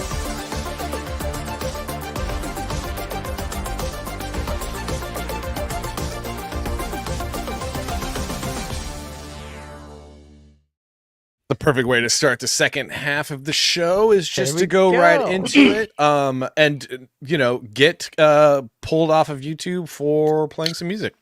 Yeah. Well, I mean, yeah, probably. We were gonna get you canceled one way or another. Yeah, it was One way or another. it was going to happen. Fuck it. Don't threaten me with a good time, Savage. Tell you what. Tell you what. Oh man. All right. What? Wow. This is. I don't. Do you have something prepared, Savage, for it? Or Oh, we always do. I mean, I'll go second. I do. this is No, your No, you go episode. This is first. you. You go first. We'll Okay. finish out with our record of the week. Fair. What do you So, got? What do you got? I got two. I had to check the '80s box first. Okay. So Appreciate this is Jay Giles band. Okay. Yeah, I'm familiar. I got a lot of Jake Giles band in the store. 1981. This is the one with freeze frame on it, Nice. and the back. It's got the hand, It's and crisp. It it's looks got good. all of the lyrics, which is That is nice. awesome. That That was always a treat when you could actually get the lyrics on your 80s album. right, and that was one of the things I loved about the Pink Floyd albums, and in the hand, even with the handwritten liners, I've got The Wall and Dark Side, and very nice. those are awesome. I just. My mother had that one. Nice. So yeah, freeze frame was great on this. The bass lines are always great. I'm a bass player by nature. I have my two basses are hanging in the back just because that's how they fit. But there's I'm guitars the only and one everything. without a guitar in They his always background. get the But- least credit. It's fine. Yeah. But exactly. yeah, they also did what was it? Centerfold was another song of theirs. I'm Yeah. not sure if it was on this record or not. It's been a while since I busted it me out. and my but- friends made up lyrics for Centerfold, and we said anus is the center hole. Anus is the And now Yeah, you will Centerfold never is sing on that here. song. You will never sing that song again the same way. You will always hear anus is the center hole Now when you hear that song, you're Dude, welcome. I'm You're not welcome. gonna lie, I appreciate that. So the Hey, you guys bonus is the center hole. I think I like the song better now. I'm not gonna lie. Speaking of holes, the bonus record that I brought. This Funkadelic record, unfortunately, is unplayable because it has a warp in it. Thank you for but I- bringing vinyl to the show, and I totally understand warped vinyl. So please continue. The only reason I bought it with warped vinyl is because of this sticker that's on it. It is a promo not for sale copy. Oh, it's the original. This promo is an copy. OG promo copy of One Nation Under a Groove. Oh my gosh, that's so awesome! I love Wow. this artwork, the way it's done, the stippling, that kind of stuff. And as artists, I know Look was super cool. and the back is dope too. They were with all George about Clinton on it. artwork. They were all about artwork. I mean, what did I just got a copy of? What was it? Maggot Brain the other day, and it's like on one side is a skull, on the other side is like it's like buried up his neck. I'm gonna put hands over this part. Funkadelic is great. They're an unbelievable band, incredible writing. If you're even remotely into hip hop, if you ever listen to the Chronic, that original album, the Chronic, that entire album is just remakes of Funkadelic songs. There's a reason that you love that album so much. It's because an incredible producer and musician, a young guy, took original Funkadelic stuff and was like, we need to remake this. We need to redo. Like some of the stuff is almost word for word. It's unbelievable, but incredible music. Absolutely. That whole history of these musicians and producers is phenomenal, and being in the realm of most sampled, like James Brown is, I think, top most sampled artist ever, right? Because of hip hop and R&B and all of that. They grabbed a lot of his stuff, but Clinton has got to be number 2 in there as well, because there's so many good bass lines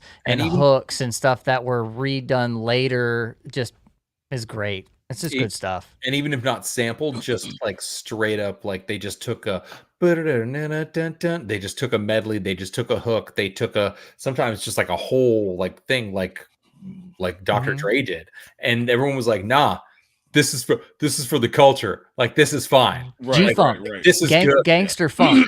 Good. That's where that comes from. Early Kanye was like that. Like he would take like snippets of like way older music and bring it back and kind of modernize it, So that's what made it so popular. That was one of his trademarks for sure. Thank you so much for bringing the albums, those Scrap Jaw. Like no problem. 100% Funkadelic. And I hate that I'll get something that looks so good and I'll pull it out and there's just a warp or just some weird scratch across it. And I'm like, no, all my dreams are just thrown away. It was in the shop that way. It was in one of the few secondhand shops we had around that sold vinyl and CDs and things. The ones that have the incense in the back corner. They were so cool. But like, this was in the rack with all the rest of them. Does my mother work there? I think you probably met her. Probably, But it had the warp in it in the store. And I said, screw it. It's Funkadelic. It's artwork, and it's an original promo. You pay like $5 or $10 for it or something? Probably. And I think it's still got the original price sticker on it, because the which rest is like $3.99. It looks like it's in such good condition that it's almost like if you eventually found a copy where the jacket was garbage, but the record was good, then you're like, oh, well, now I actually have a good connection. Yeah. But I just recently went through an unbelievable selection of records, which is how we wind up here today with our record of the week. Album of the week. Here we go. It's a classic for sure. I mean, this guy, I almost feel like that there's times when I take a little liberties, but Salty, when I send something, sometimes I'll send 4 or 5 photos to Salty. Yeah. And he goes, do better. No. But those are that's what happened like 3 times. But those are certain days that I'm like, I know I'm trying. There are days that I'm actually trying. Like, he gets it. And today I sent him one photo. I didn't even try. I sent him one photo, and he was like, "You didn't even have to ask." It's like, obviously we're going with that. Didn't even have to ask. And I will say real quick, one of the reasons why it's one of my favorite bands of all time, so much so that I actually copied the haircut of the bassist for a few years because I was so into this. Oh my God. And I was bringing the look back because it was like in the early 2000s when I was like a club kid, and I had this hairdo. He did. This guy's salty. Awesome. Like, you have to look at him and you have to think. Look at him, like his nice, like, Who's hair? like slowly graying and whiting, like beard. And what is he drinking? Milk right now? Yeah, I don't know what's going on. Ice water. He's a nice Midwest boy, he's drinking milk or something. I don't know. But hey, the album of the week. The record of the week. I don't know. It's record. I don't know what it's album. Motley record. Crue. Girls.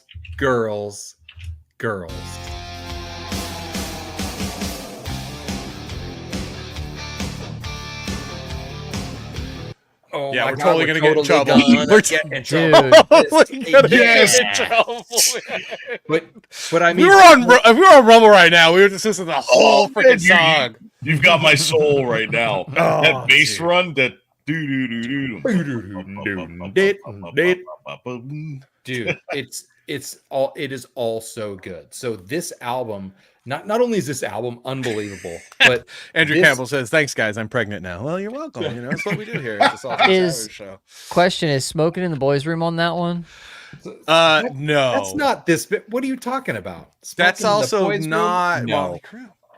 No. That's not a Motley Crue. I know that's a cover there because one of them didn't Crue do a cover of that? It's like Smoking in the Boys was like 10cc or something like that originally. I mean, this is, if you're going to argue like the did best do a Motley cover. Crue song, this is the best Motley Crue song of all time.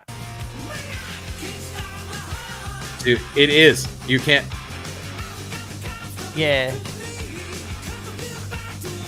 That's the best Motley Crue song. But Girls was the But it starts most successful album of Motley. So you Crue, can right? see like it starts out like this album is unbelievable. Like this is how it starts. I think this is what side 1. Wild Side, Girls, and then side 2 comes in. How do I make yourself bigger? I don't know how to do this. I got it. That's fine. Here, you want me to? I can always make myself bigger. Not me. No one wants to see me. Yeah, there you go. So this is an original cover. Look how good condition. This is an original. Good. Was it 1987?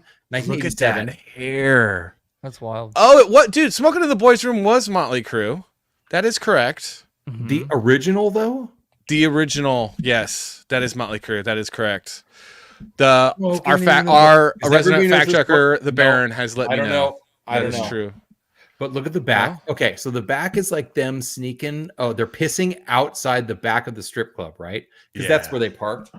The inside. This is also the original inside liner. Look at this. They're in the strip club. Looks dope. Can you imagine just being there for this photo? Like, get out. Oh my gosh, dude. What? Look at that hair. See, that was what I was modeling. My hair was so long, and now it's so not even existing. This was my face when I got this album. I was like, Yeah, this is great, dude. And then like Scrapjaw was saying, look at this. Lyrics. Yeah, baby. Actual lyrics, proper liner notes. And then inside of the whole thing is a beautiful, just original copy. Just original copy. It looks nice. Wow. That's shiny. Doesn't it though? Oh my gosh. And this is what we pride ourselves out here in the Midwest. Thank you very much. It's right. Yes. Dude, when I first got married, my wife was like, "You own a pair of leather pants?" And I'm all, "Yeah. Why would I not?" And an honorable mention, since we were talking about wrestling, honorable mention, who was the bodyguard of Motley Crue? I should know this because he was a wrestler.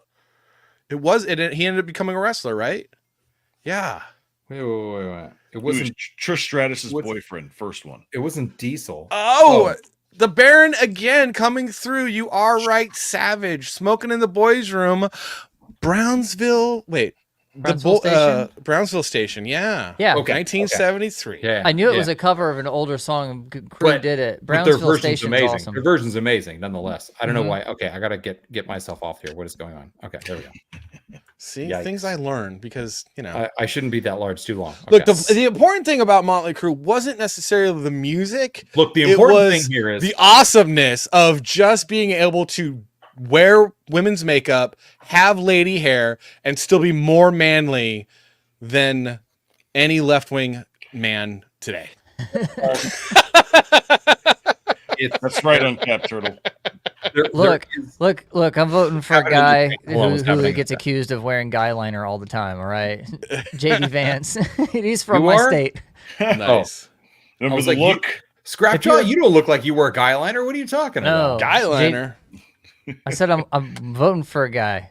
JD Vance from Ohio. He looks like he has guy liner on all the time. Yeah, I don't know if he has guy liner or if like It's just his like he I don't, or if he got like a fight with a cat overnight. Yeah.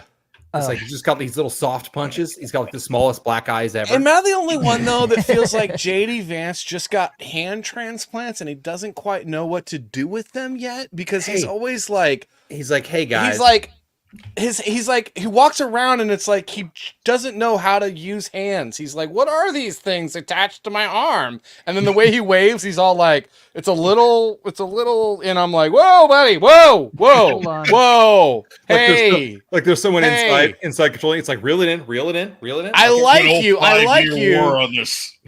I like I like the whole taking it to the elites. I like the whole taking it to that. But what are you a human? Like he's all like, ooh, what are these? Don't worry, he's just been recently replaced with a replicant. He, webbed lizard hands don't work as well at first inside of programming. man gloves. All right, it's He fine. need to redo They his get there. programming. So just as a before we move on, because we're just gonna keep going. Motley yeah. Crue, girls was the Salty Ed Savage record of the week.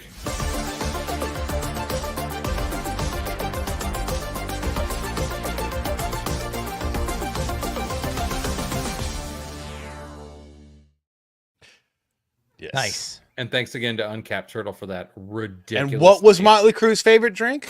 Whiskey? Like any proper blues band. Let's be honest. I know Zeppelin gets credited with making heavy metal from blues sometimes, but I think Motley Crue metal in the blues stuff was a little bit. I think they did it a Interesting. little better. I Yeah. like to. Well, all right.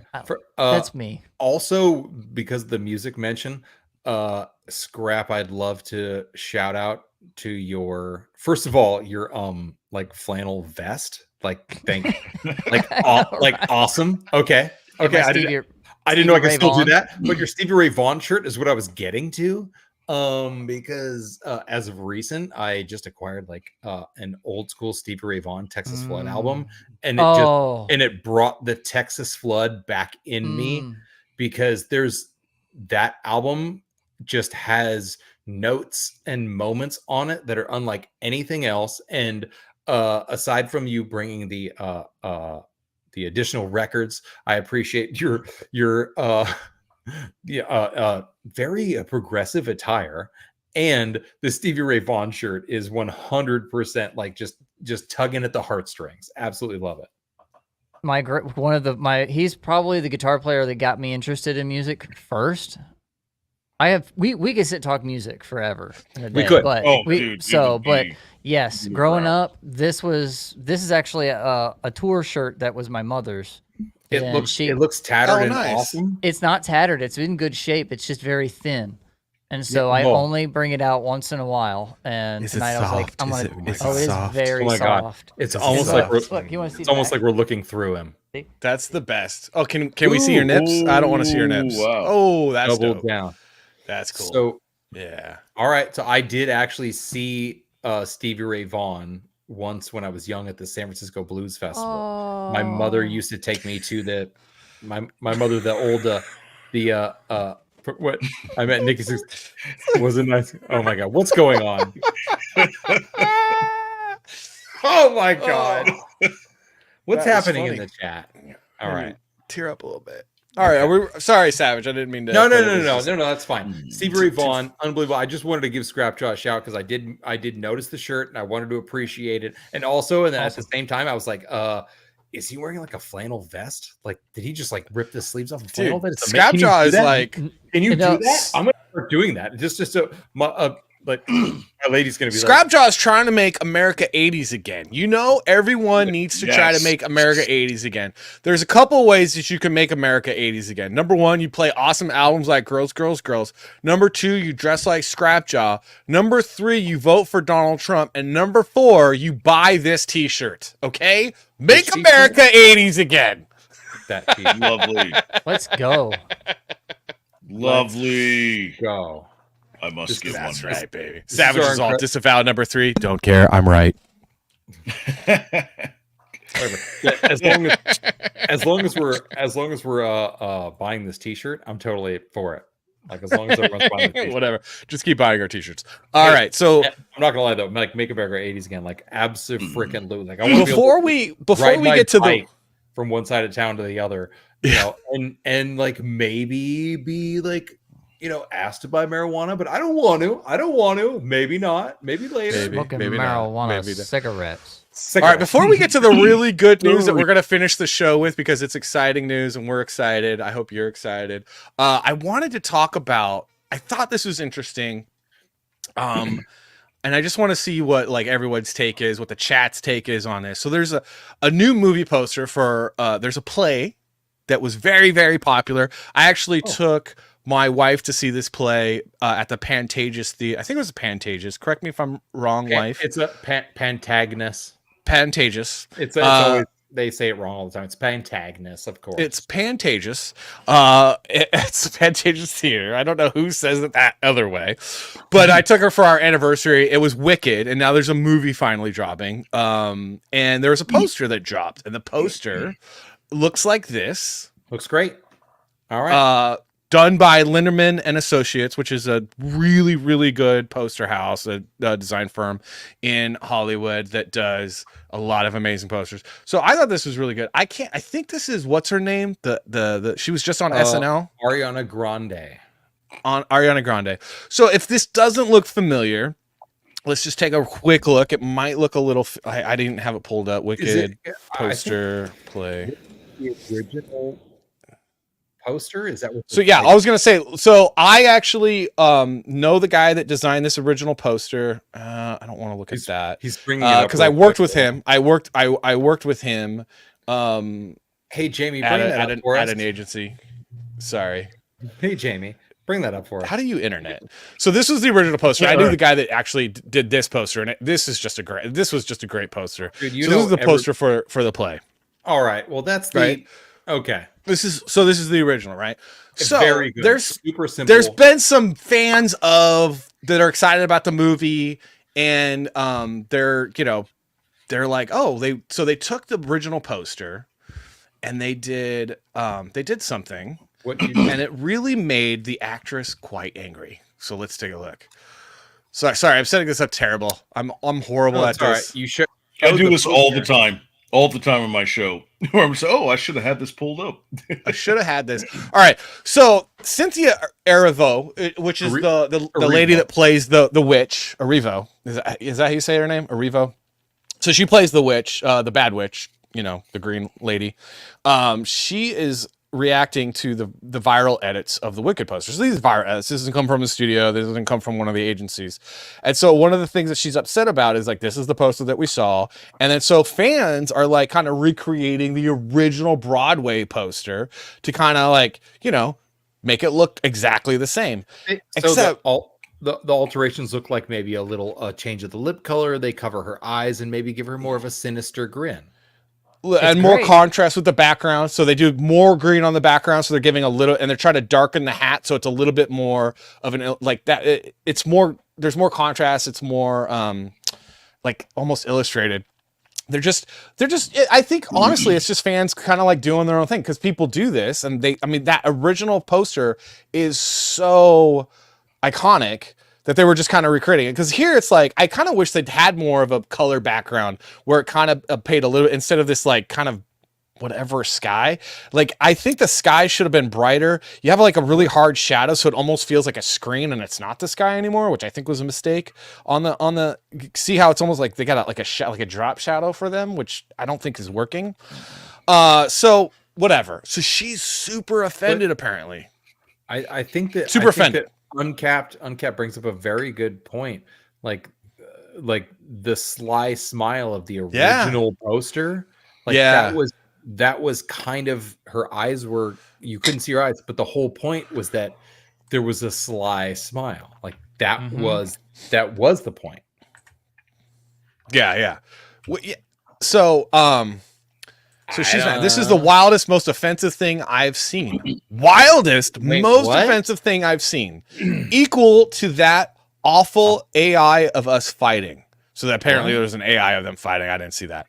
Our poster is an homage, not an imitation. To edit my face and hide my eyes is to erase me. That is just deeply hurtful. And it's like, oh my gosh, can you say narcissist? I mean, we know like most actors are narcissists, but I mean, that is like levels of narcissism that is a bit obnoxious. Like the wildest, like it's not the wildest thing. Like really? Like first off, it's not wild.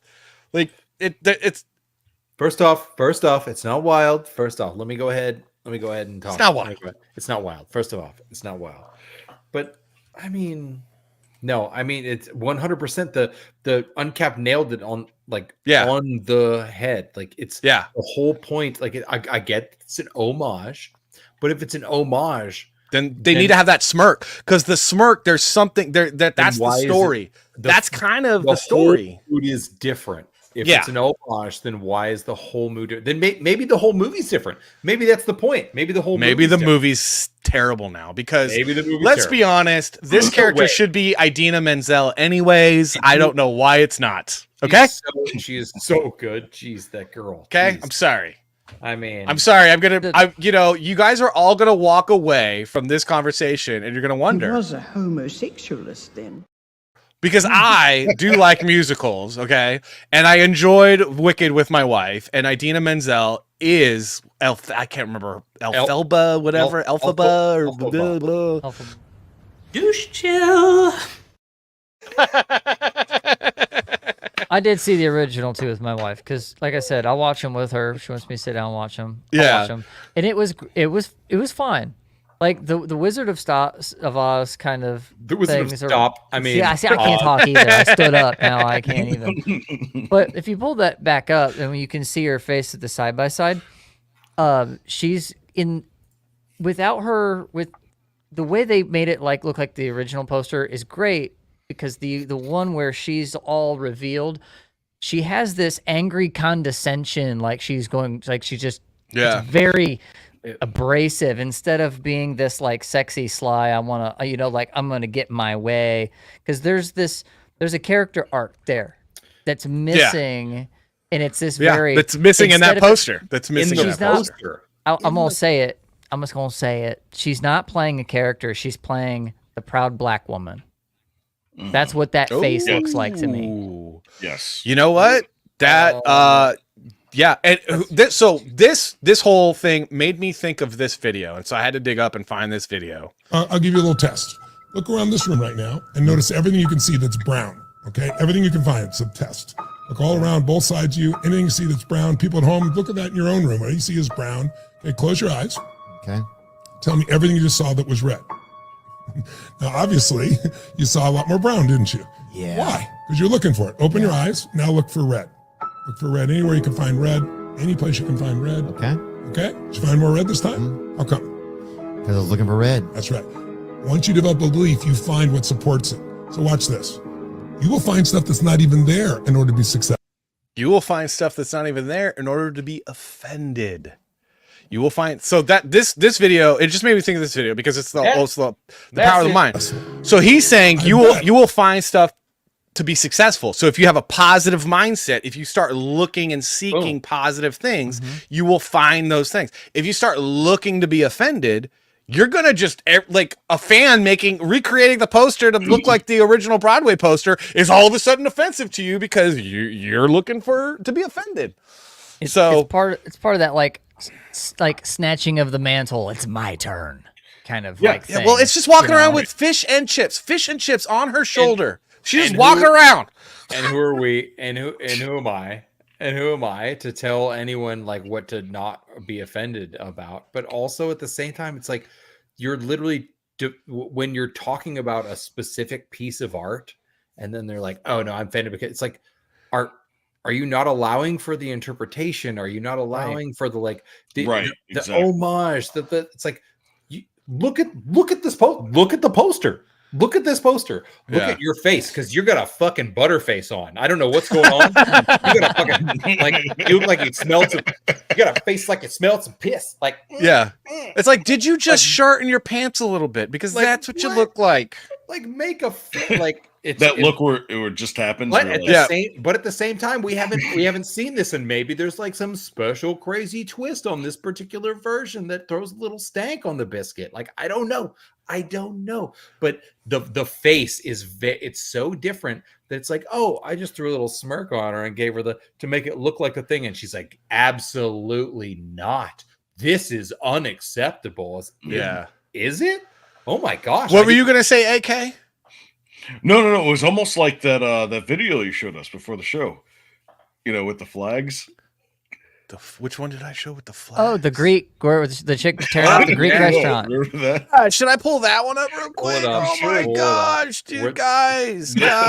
Where it's like misunderstandings extraordinaire when you fail to learn. And I mean, it's not like everyday stuff. It's not like you're going to run across this every day unless, well, I'm not going to spoil it, but nonetheless, it's unbelievable people's misunderstanding. All right, let's look at this real quick, and then we're going to get to our last news before we call it, guys. Call it, because we're like 2 hours. Okay, so AK's talking about this. So this chick is pissed off. Free Palestine, bitch. Free Palestine. You know damn well there's a genocide. She's ripping down these flags because of the genocide in Palestine or Israel. What are they gonna do? They can't do nothing. So she's like, they're not gonna do crap. And she's yelling at them. The privileged audacity this person has. This is the best part. I'm for Zionism in Montclair. I don't support in Montclair. There's a genocide. You know that, right? Zionism. Watch, this lady's like, what? Be proud of your heritage. This is the best part. Y'all understand there's a genocide, right? This guy right here. He's like, what? What? He was this guy was like making latkes. Look at this guy. And, like, I was just cutting the meat. It's like, I mean, I know we put a lot of Kamala olives in our stuff. Like we both put Kamala, and like, was there too much feta? But what? Was there too much feta? I don't know. That chick seemed like she was fed up. Oh. So, and for those that don't know, I'm pretty sure like everyone in our audience knows, because everyone in our audience is like got an IQ above, like warm room temperature. That she's tearing down the Greek flag. Okay. She's tearing down the Greek flag, and they are so confused. This guy's like, I don't even. Let it play out. What is going on? You understand, right? He's There's like, nothing against people who are Jewish, but this is not okay. This is Greeky. Who's this? This is Greeky. What? What? Really? Greeky. Really? Oh, I thought it was Israel. My bad. My bad. Like throws it on the ground. No accountability. None. My bad. My bad, guys. My bad. Hey, I'm gonna stop taping. Actually, not. I'm gonna keep. Later in the video, she's like, well, I'm gonna have to look this up on Google, because she still is like so like, oh my god, embarrassed and doesn't like. They can't be wrong. Like, and that's the thing is like, oh my gosh, people are crazy. Little miss can't be wrong. Right. But that made me think of this. Oh, what did it make you think of? Sorry, that made me think of this. The Baron loves feta up. It's so good. It's so good. Feta up. That made Hey, me think of this little tidbit so right good. here, I guys. could That not bring a dad joke on that one. that just made me think of this though. Oh my god. Oh, Freckled Liberty. I resemble that remark. So it says we are the problem. Divorce rates: men, women 42%, women 72%, men 28%. Yep. Yeah. Well, also guys will tolerate a bunch of bullshit, but Well, no, but yeah, tolerating is good. Like tolerance in a marriage is actually a good quality to have because you're bumping into each other. At the same time, you're not looking at like this. I don't think this is disinformation. I think this is just like do with this what you will. I like, think here. the numbers bear out. I mean, how many lesbian conservative MAGA types are there in the mind space and talking as a talking head somewhere? None. There's one or two men who are gay out there. You have Dave Rubin and Scott Pressler on the MAGA side. Like, I mean, the numbers bear out. They're batting nothing. Oh, my wife just texted me and she says, "It's because women are crazy." So is she one of the two types of women? The ones that Yeah, no, are she's the one crazy? that tells me all the time. She's like, "Remember, there's two types of women. There's crazy women and there's women that know that they're crazy." And I'm like, "Oh, okay." So I obviously married a woman that knows that she's crazy. Mine informs me that I'm in the relationship with her, not the other way around. You gotta switch. You're in a relationship with each other because I always tell people, how do you have a happy marriage? I'm stuck with her. There's no 50-50. It's 110% of what you're capable that day, and that's it. Pretty We much, right? All right, we met in prison, and we were Wait, both what? in. Wait, what? Excuse me? Okay, hold on. She was the one who was incarcerated. Let's just make this clear. What did I just walk in on? What's going on? Okay. Oh my god! Wait, what? Hold on. Excuse me. So, in 2010, what had happened was. See, what had happened was we were both inmates in Shawshank. Nobody puts baby in a corner. What? So there's an old. So the movie, you guys, pop culture. We're coming full circle here. Pop culture, Shawshank. Okay.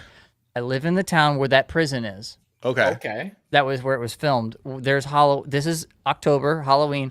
We started dating when at a time when we were both actors for a haunt. They do tours, but they also do Halloween tours. So we got to be we were actors for about 3 or 4 years together. And then our last year we were in the same space and we kind of the craziness kind of linked. So you us guys were together. working at the prison that's no longer the prison.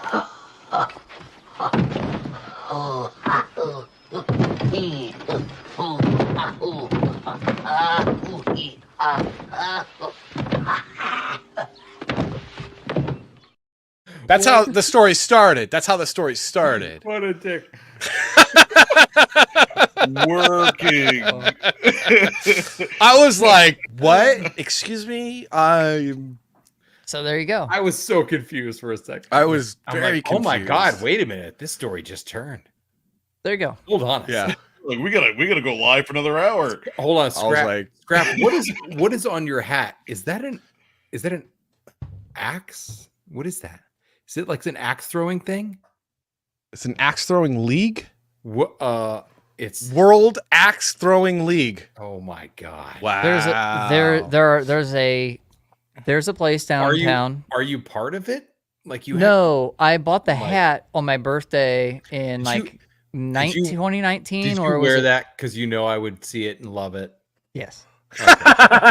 See, you and I are kind of like a flip. I appreciate that. I Appreciate actually play guitar, but you actually make axes I actually use axes and yeah. use axes. Like, Okay. you- Yes, I don't so much use the guitar. I own the guitars and don't so much use them, but I Right. really do use the axes. Yes. But what we Okay. both have in common are axes. Our so axes. we got it. This guy. Full this- circle. I like it. Everyone. Hey, Ted. He came prepared. You see He this came guy? prepared This tonight. fucking guy right here. Right here. You see it? So What It's I awesome. need, so I want to get info. Do you make them or do you just collect them? Oh no, he makes them. No. I mean, he hangs them. He hangs. Yeah, them. I don't like forge axes or whatever. I find vintage axe heads sometimes at garage sales, where I buy them on eBay from Sweden or from here in the United States somewhere, and then I get awesome handles and I feel out like what head should go on what handle, and I fit it, and I shape the handle and whatnot. I only recently started getting some really cool slabs of oak that I'm gonna start actually making and shaping my own handles out of. So, but this is Awesome. this is all a very slow process because I'm still running the plants and record store and everything, and I'm super busy. So I've been working on Beard Balm. I've restocked the Beard Balm. It's very nice. You should buy some. There'll be a link in the chat. You can buy. If you have a beard, get this Beard Balm because it is very nice. I've been working on. Everyone scratches their beard. Oh yes. Oh yeah. It smells nice. It feels nice. I've been working on that. A buddy of mine from like way back in the day hit me up the other day, and he was like, "Can you make a mustache wax?" So I've been working on a mustache wax that I'm going to send out to a buddy of mine in Oregon, and but yeah, the axes are I'm constantly collecting, but it's a matter of like when I have the time to go actually use them and whatnot. Is when rodeo happened a few weeks ago. There was like people were like, "Oh, we're gonna have some bonfires out there." I was like, "I'll be there before it even starts. I'll be there. I'll be there before it starts." And I'm just like there, just like chopping wood. And they're like, "What? We haven't even. How did you even know this was our camping spot?" I'm like, "Oh, I checked it out. I paid the guy up at the front gate. I'm like, I worked it out. I chopped up the wood for everyone and everyone." But I can't even wait to chop wood and hang axes, and I'm in a train town, so trains, old school trains used to have axes on them. So occasionally I'll find trains with stamps of particular or axes with particular stamps of train lines, and hang those and give those to people in town who actually work for that train line and whatnot. So that's awesome. Yeah. Anyway, Yeah, enough for. And I have an axe that he made me or hung for me, and it is awesome. It's specifically designed for the hardwoods that we have out here, and it works very well. Do you recondition the heads and stuff if you find them? Like, do you do that? Yeah. So Cool. I'll get an old head. I clean it up, and the whole idea is if the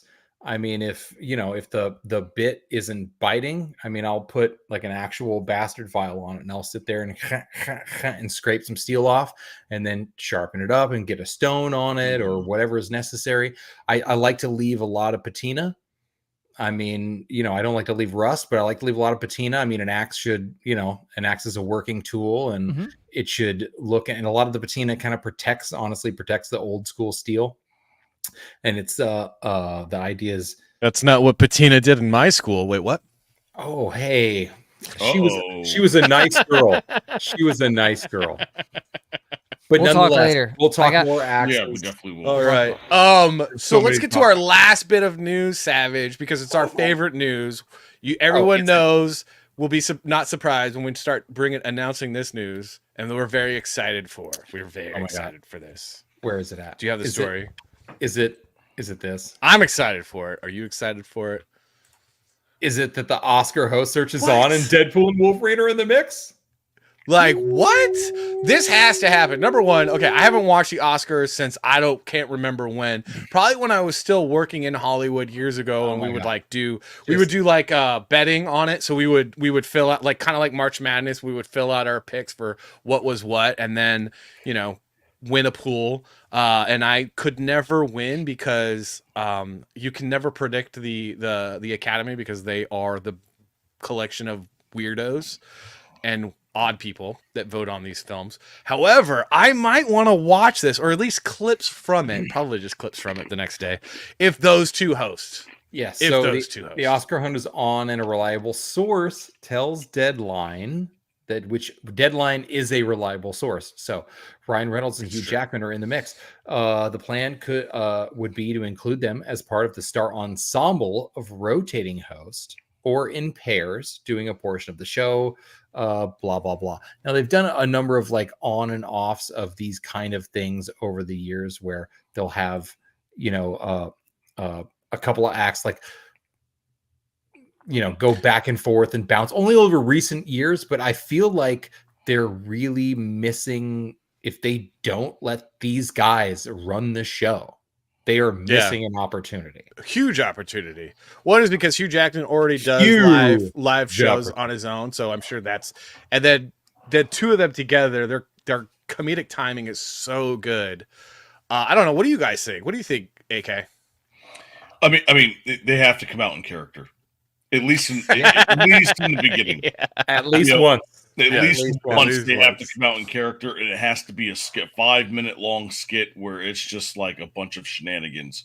I would totally watch that. And we're like almost like some of the other actors run up from below and like fight them, and they have to fight them off and throw them over. Big stage fight scene. Channing Tatum comes out and he's like, "Hey guys, remember that I'm playing a Gambit? Everyone remember?" And it has to be all washed up people like Vin Diesel as X with the big beer belly. Oh man, hilarious. Vin Diesel. I hope that there's some notes in there that are nothing's going to top Ricky Gervais at the Golden Globes. Nothing. But considering that, this from everything I've heard, I haven't watched this flick yet, but I have access to watching the Deadpool Wolverine flick, and I think I might do it in the next few days. You haven't watched Deadpool Wolverine yet? I have not yet. It's a treat. It's a mediocre film that will make you happy. Okay. That rocks with basically what I've heard. Like you hear everything because there's nuance and there's so much goodness to it. Yeah, you want to be into it. I'll probably watch it here on my ultra wide and kick back in my chair with these cans on. But I hope that there's some of that making fun of the industry. I hope that's there because they need it. Yes. The industry needs the jesters to be out in force. Yeah. Well, you have to have the jester, because the emperor has no clothes. You have to be able to point that out, because if you don't, it's if you can't laugh at yourself, you're not funny, and it's not funny, and you have to be able to point out that there is no emperor. Yeah. There is no emperor. Like everybody, and you're all dancing clowns for nobody in particular. Yeah. Like for nobody and everybody. You're for all themselves. Fucking So basically clowns. The only choices are Ricky Gervais or Ryan Jackman Reynolds and Ryan Reynolds. Yeah, right. I mean, those are the only choices. Because, like, if it's not one of the, like, I know they'll never do Ricky Gervais again because he probably will, like, call people out for being at a Diddy party, which would be epic and awesome. Oh, my goodness. He'd probably be like, "We know you were there. We know you were there. We know you were there. And we know there's video of it." And that would be amazing. However, since that's not going to happen, this has to be the choice. And if this isn't the choice, then it deserves the continual spiral down of the ratings, because we are like, America is so done with the elitism pouring out of Hollywood and the snobbery pouring out of Hollywood. Personally, I don't know how you guys feel about it. I want to bring back working class Hollywood. Like, my family was working class Hollywood. I grew up around working class Hollywood. Yep. My family has a history of knowing working class Hollywood. Hollywood used to be a working class town, and the last like 30 years, it's just gross, man. It deserves America's contempt. It really does. We sat in an industry where we were just trying to get by and trying to be part of like the best working class. We're making like entertain, like this changes, like it doesn't change lives, but like it changes people's moods, and like it shifts ideas, and like it moves culture, and it really does move culture. And then they're like, but we don't want you doing it anymore, and we can't afford to do that anymore. And somebody told us that somebody told them that somebody said that we're not supposed to say this or that anymore. So, this is all changing, and you got to go. Right. And it's interchangeable with sports. Because look at how sports worked out. Look at how much money has gone into Hollywood since like Jaws, the first blockbuster. Like that's where it started. Yeah, it started there, where you had these small firms there was a bunch of individual, what would you call them? Like production companies. Yeah, like production companies. There were a bunch of them, and they all made their own films. Look at sports. You know, you had the NFL, you had the AFL, look at the NBA and the ABA. Like there was a whole bunch there was enough for everybody to go around. Mm-hmm. Once they started merging, that's when you started getting these big money productions. With the big money productions, things got a little bit narrow at the top. Yep. Same thing in sports. You know, when you look at the competition back in the 70s and 80s in the NBA, where you had the Larry Bird, the Magic Johnson going into Jordan. And then once Jordan decided to sell his soul and get his shoes, that's when everybody else was like, well, I want my own shoes too. Change the whole game. Changed the whole game. It changed the mentality. That's what it was. It always goes back to follow the money. Are you making an argument for free market capitalism juxtaposed to Keynesian style capitalism? I think that's the argument that you're making, and I would agree. More competition is better. Diluted, like basically more options is better. And right now we don't have those. That's why video games is the way that it is. Like there's a ton of video game production companies, and then now it's like Microsoft and EA have basically bought everything up, and now it's like that's why you can't get a game that's like enjoyable anymore. It's frustrating. I mean, Microsoft, a perfect example of that between Microsoft and Amazon and Killer Instinct reboot. The Killer Instinct reboot was absolutely phenomenal. And the soundtrack was absolutely just devastating. It's awesome because it's Mike Gordon. And in that process of that game falling off the map was because the game studio that did it understood the game itself, and it was a labor of love. But because Microsoft didn't own that studio, not that we're making, because right now we're making an argument about why they shouldn't be buying up all these studios, but they were contracted with a studio that was independent doing that game. Amazon came in and bought them up, and they said, "Oh, by the way, we own your studio now. Now they can't do your game." They let them actually work with another game studio to hand it off, but it wasn't the same. It wasn't the same. And so the nefarious thing is these indie games that when those like PlayStation 2, PlayStation 3, now PlayStation 3 to 4 era, tons of indie games, and then they got snatched up. And those game studios are part of larger conglomerates, and it's like, oh, you're not working on that anymore. You're doing what we want you to do. So right now, guys, I got an update on the poll. We have a 3-way tie between Rey Mysterio, Ultimate Warrior, and Scott Hall. So we're going to close the poll soon. So please, if you haven't voted in our poll of who the best wrestler ever of all time is, Scott Hall, please make your votes in, because we're going to close it in the next like 5 minutes before we end the stream. On the Salty and Savage show, we got a lot going on. Okay, we got a poll about like the best wrestlers. We're talking about free market capitalism. We're talking about like, you know, whether or not, I mean, there's a number of issues. I mean, they're all so big and they're all so serious, and we're all so serious about them. We're so serial right now. Why so serious? Why so serial? I'm not gonna lie. This is you guys are fucking awesome. This is so much fun. This is so great to have you on the show. Like, I mean, we have Salty and I have a great time. We've been doing this. What, for 28 episodes, but also for years before this, just actually sitting at a bar. But yeah, in an undisclosed location in the San Fernando Valley. Yeah. Where the all-state karate finals may or may not. Oh yeah, that's right, dude. Yeah. Oh man. Wait, nice. What are you pointing at, AK? He knows. Oh yeah, you know. Yeah. But the nice strip mall right there. No, like this is awesome. Like, you guys are fantastic. We have, this is a great show. I mean, aside from the fact that I lose my train of thought constantly, that's well, you know. I do it all the time. All the time. It's like an actual art form in itself. It's an actual. I mean, so Roma Nation, so you're streaming like how many times a week? Like 5? So right now, we got 4 days a 4. week. So we got Roma Nation on Saturdays at 9 p.m.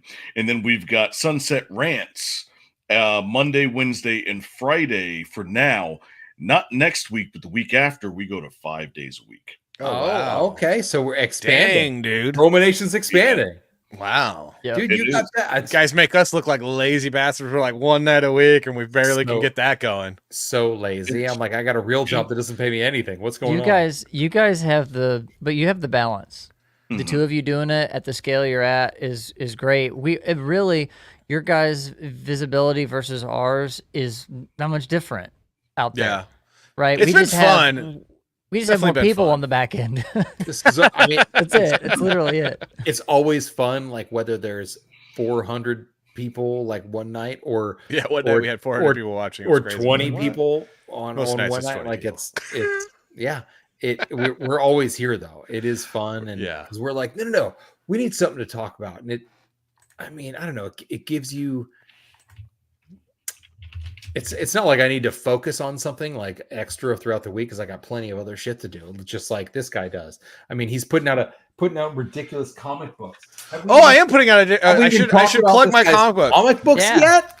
Oh so my I have God. so anybody that's new, probably not. If you are, I have a comic book about a time traveling teenage Benjamin Franklin who gets kidnapped and taken to the future and trapped inside a VR program run by an artificial intelligence that thinks it's God.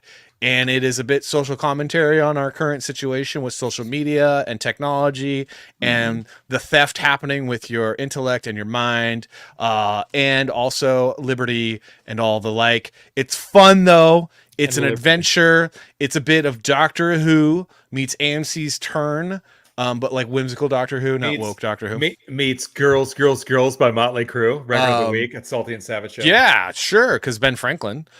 It's fun. Check it out. There's a link in the chat, please. There's a trailer. You can watch the trailer. It's a good time. We'll probably close the trailer. Should we should close it up? We should close it up soon because we are running along to 11:30. Let our guests go and let our chat go to bed. I mean, these guys are bored. I had a really good time. Honestly, had a great time with the two of you. I hope we could do something together again really soon because I feel like that was a lot of fun.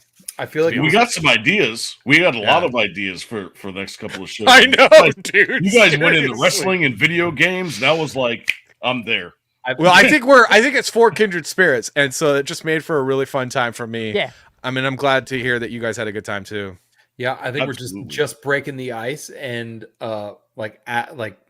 so much more comfortable the next time. Like, Did you we guys find are a bromance? Is this a bromance? Like, you guys are very, very cool. We need to talk more music. We need to talk more video games. We need to talk more wrestling. 100%. 100% more wrestling. 100%. We need to, I mean, I'll tell you what, Scrap was ready tonight. He was ready to go. He had everything. I've been waiting prepared. for it. I mean, I was basically like a 90s Ice Cube, just, walking. You're a Stone Cold Killer, though. I mean, I love it through and through. I remember I was because I worked in television, as you can see. There was the time when Chris Jericho, as you mentioned earlier, he walked through the studio, and because I'm that savvy, and I actually had his Fozzy album, because Chris Jericho is also a musical artist and performer, which is hilarious. He goes by a stage name Moon Goose McQueen. So he's walking down the hallway, and we're gonna do like an interview with him. He's Chris Jericho, and he's walking down, and I'm like, Moon Goose, and he stops, and he goes, he just stops, and he's like, okay, all right. Like, are you serious? Did you just call me Moon Goose right now? That's like, amazing. You're way too big of a fan. I'm like, no, I'm not even a fan. Like, I just know, bro. No. No. Fucking fantastic. No, you guys are great. We absolutely love having you on the show. Yeah, Thank you. time, it's great having us. I feel like this is all of being here our with show. you. Hey, would you guys mind hanging out just for a little bit after? We're gonna close it out. Yeah. We're gonna play my comic book trailer. So if you guys haven't checked it out, you should check it out. There'll be a link in the chat. Please follow the links for Roma Nation. We threw up a bunch of them. Great guys. We're so happy to have you guys here. And then I guess that's been the Salty and Savage Show. Please come back again next week for another special guest. It'll be a good time. You never know. You never know. All right. Peace out.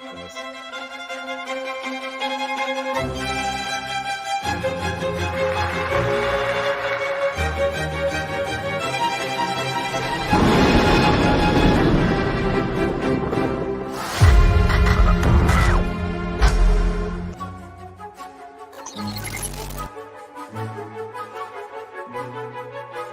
Thank you.